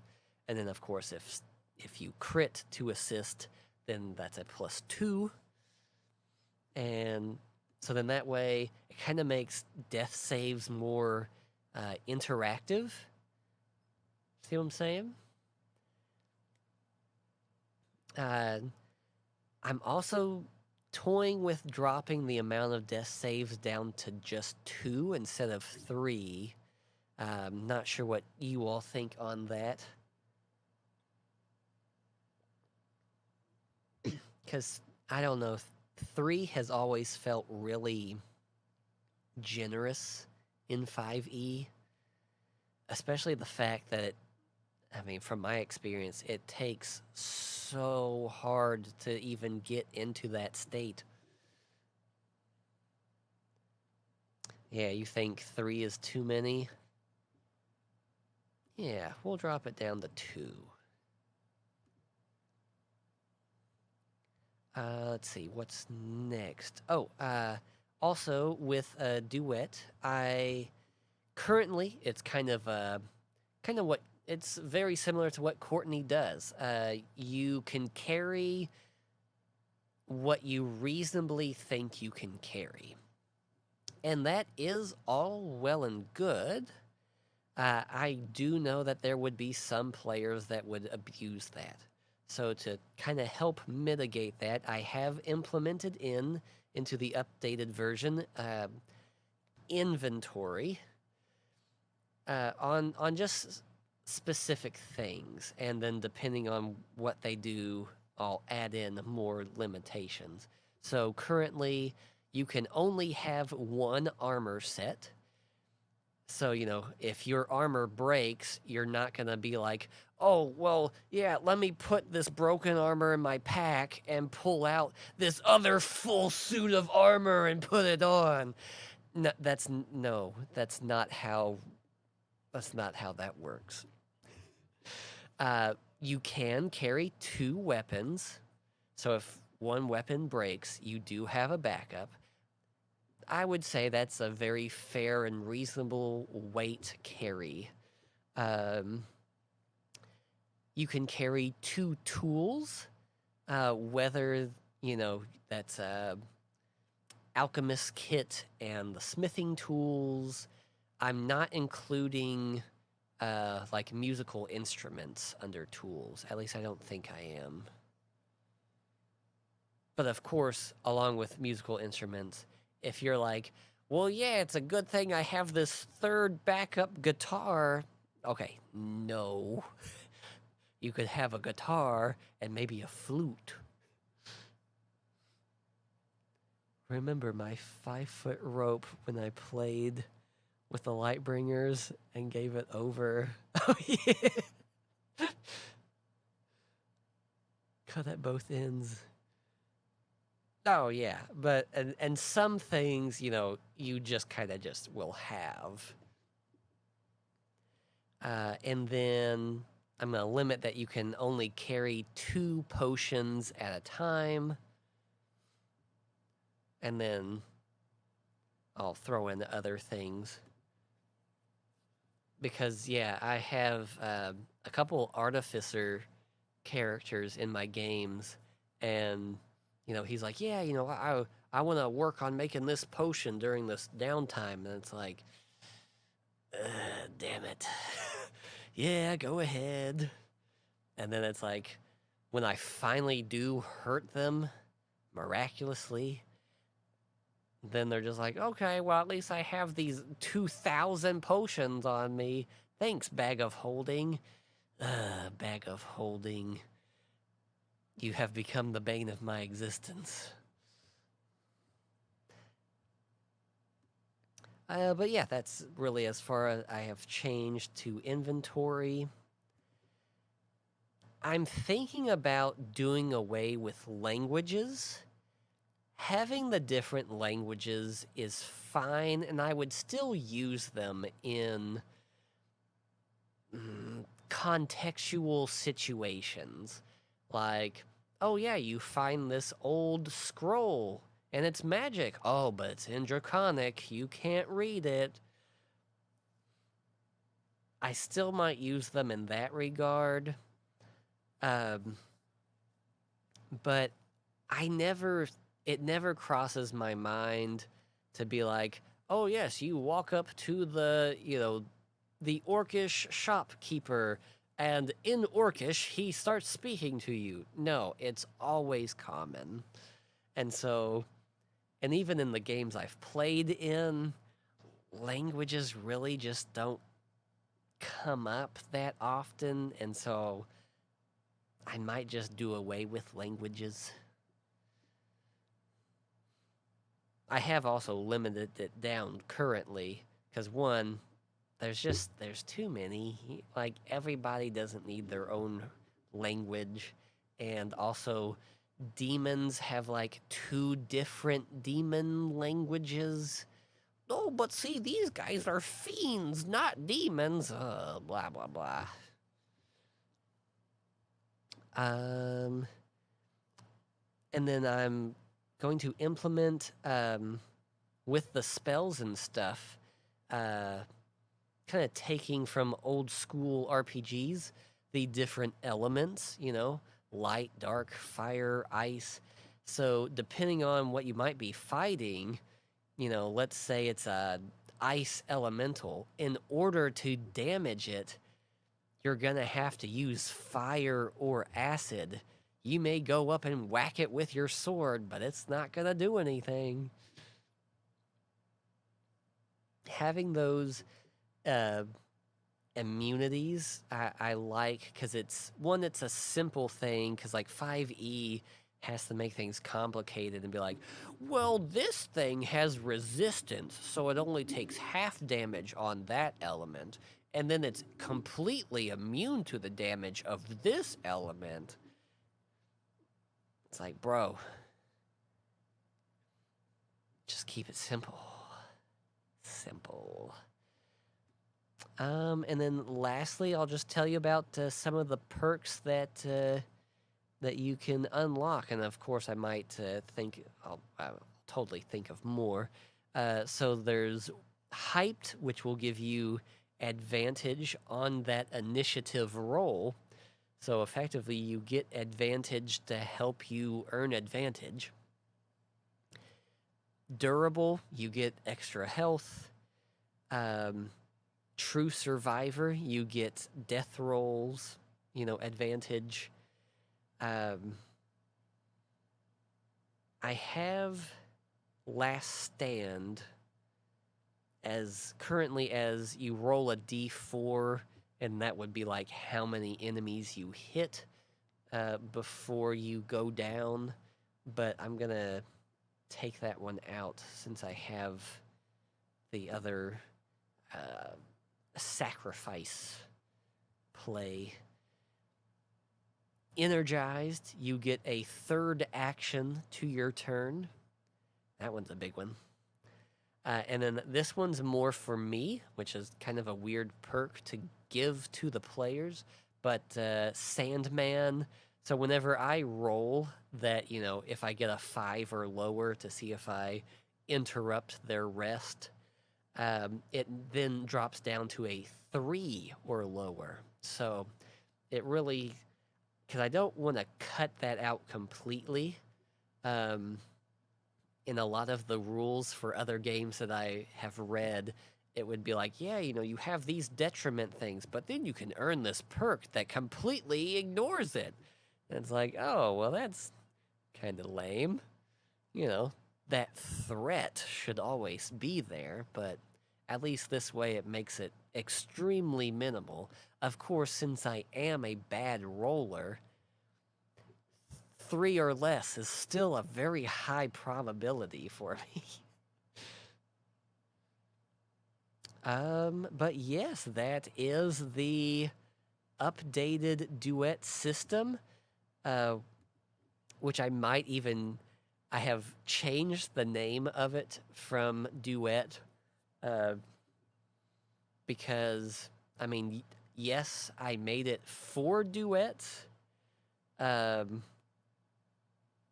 You are going to roll that? I'm going to roll... Oh, yes. So, yeah, with the Night's Rest, there was an element to it that I actually roll for to see basically if the rest gets interrupted. And yeah, it starts off at a 5 or lower that I have to get, and then the party can effectively earn a perk that makes it 3 or lower.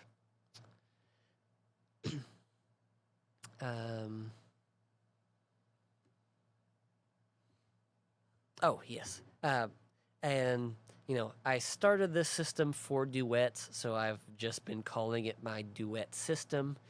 But in looking at other game systems, you know, there's like Mork Bork and Daggerheart.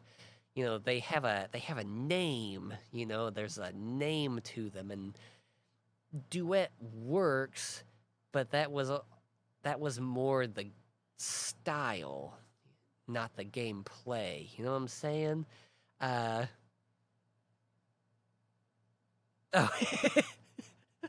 No, right? Yeah. So even though it helps them, it also kind of doesn't, because I will probably still roll that. And I got this name from my good buddy Greg. And so I have changed the Duet to this system. I am now calling it Kiss, because, you know, you got to have that catchy name for your game system.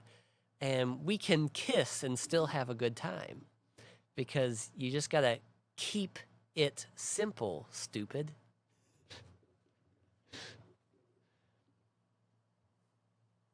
And yeah, that, oh, perfect. We're at a great stopping time. I covered everything. I hope you all enjoyed this stream, that you enjoyed the Undead section.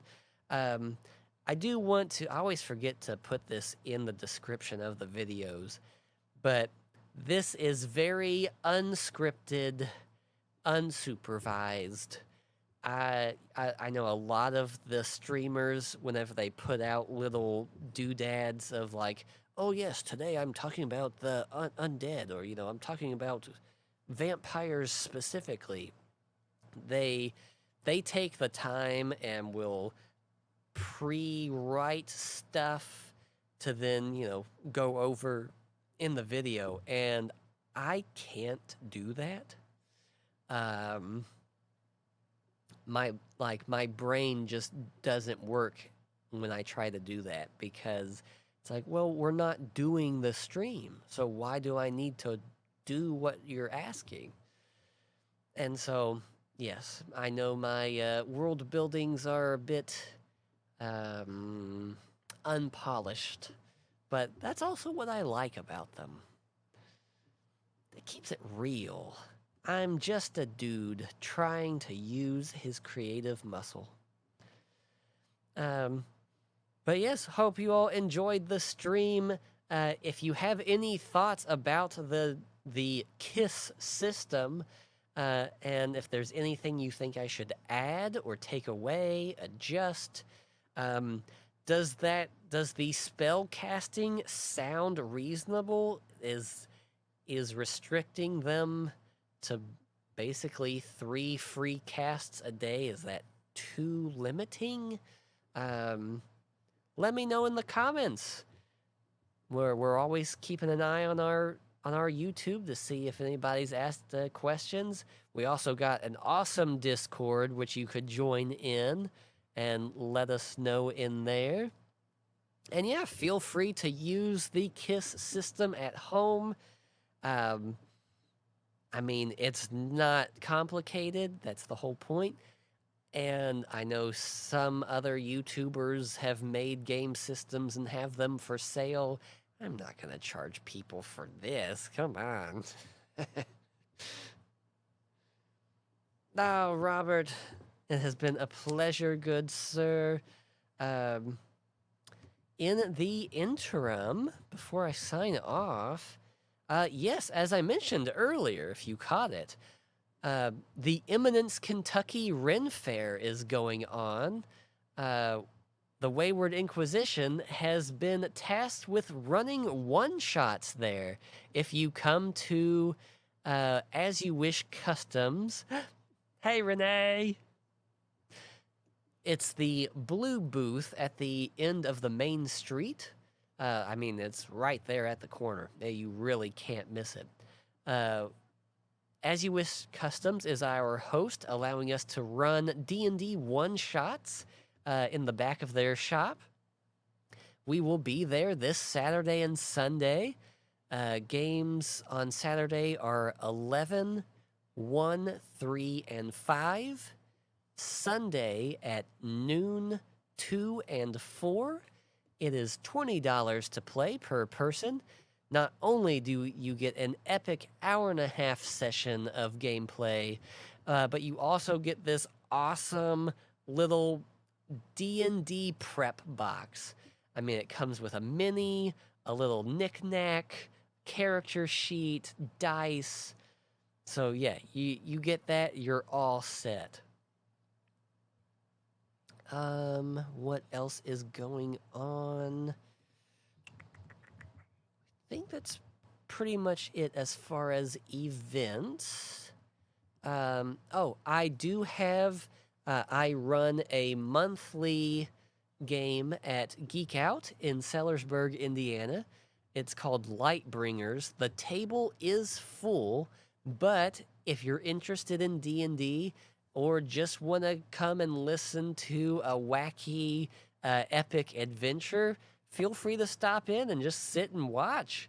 That'd be sweet if we started, to like get an audience or something. Keep an eye on our Discord. I am going to try to do some more one-shots. Typically, they're probably going to end up on like Wednesday nights.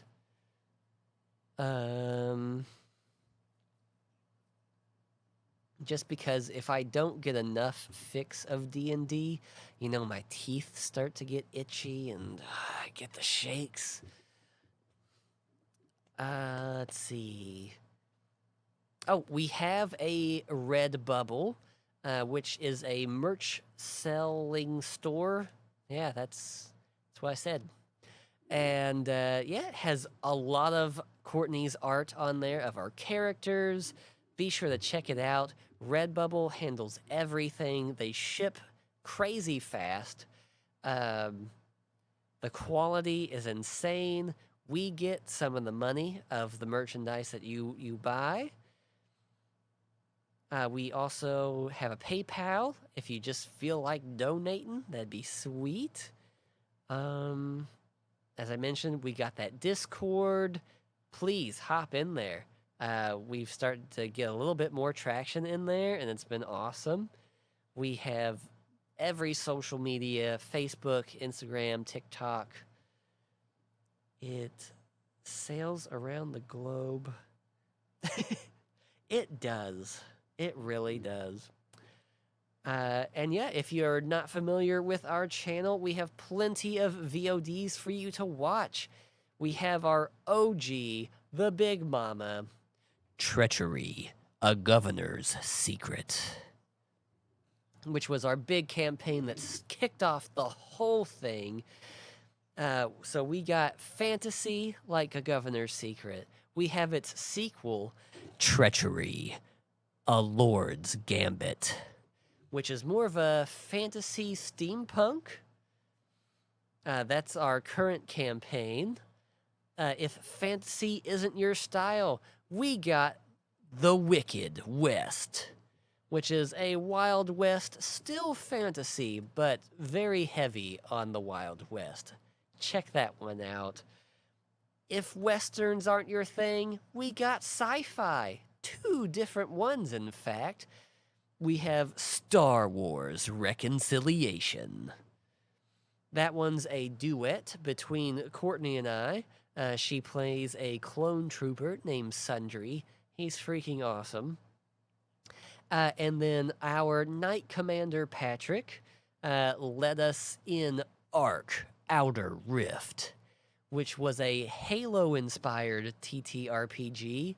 And yeah, Patrick took the first-person shooter of Halo, and he truly turned it into a tabletop game.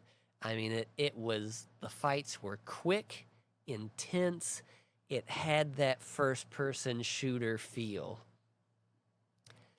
Am I missing anybody? No, I think that's, yeah. Yeah, that's it. Very cool. So without further ado, and me rambling on like I do, thank you all for tuning in. Have a wonderful weekend. It looks like it's going to be a pretty stormy one. Hopefully it doesn't affect the Ren Fair too much.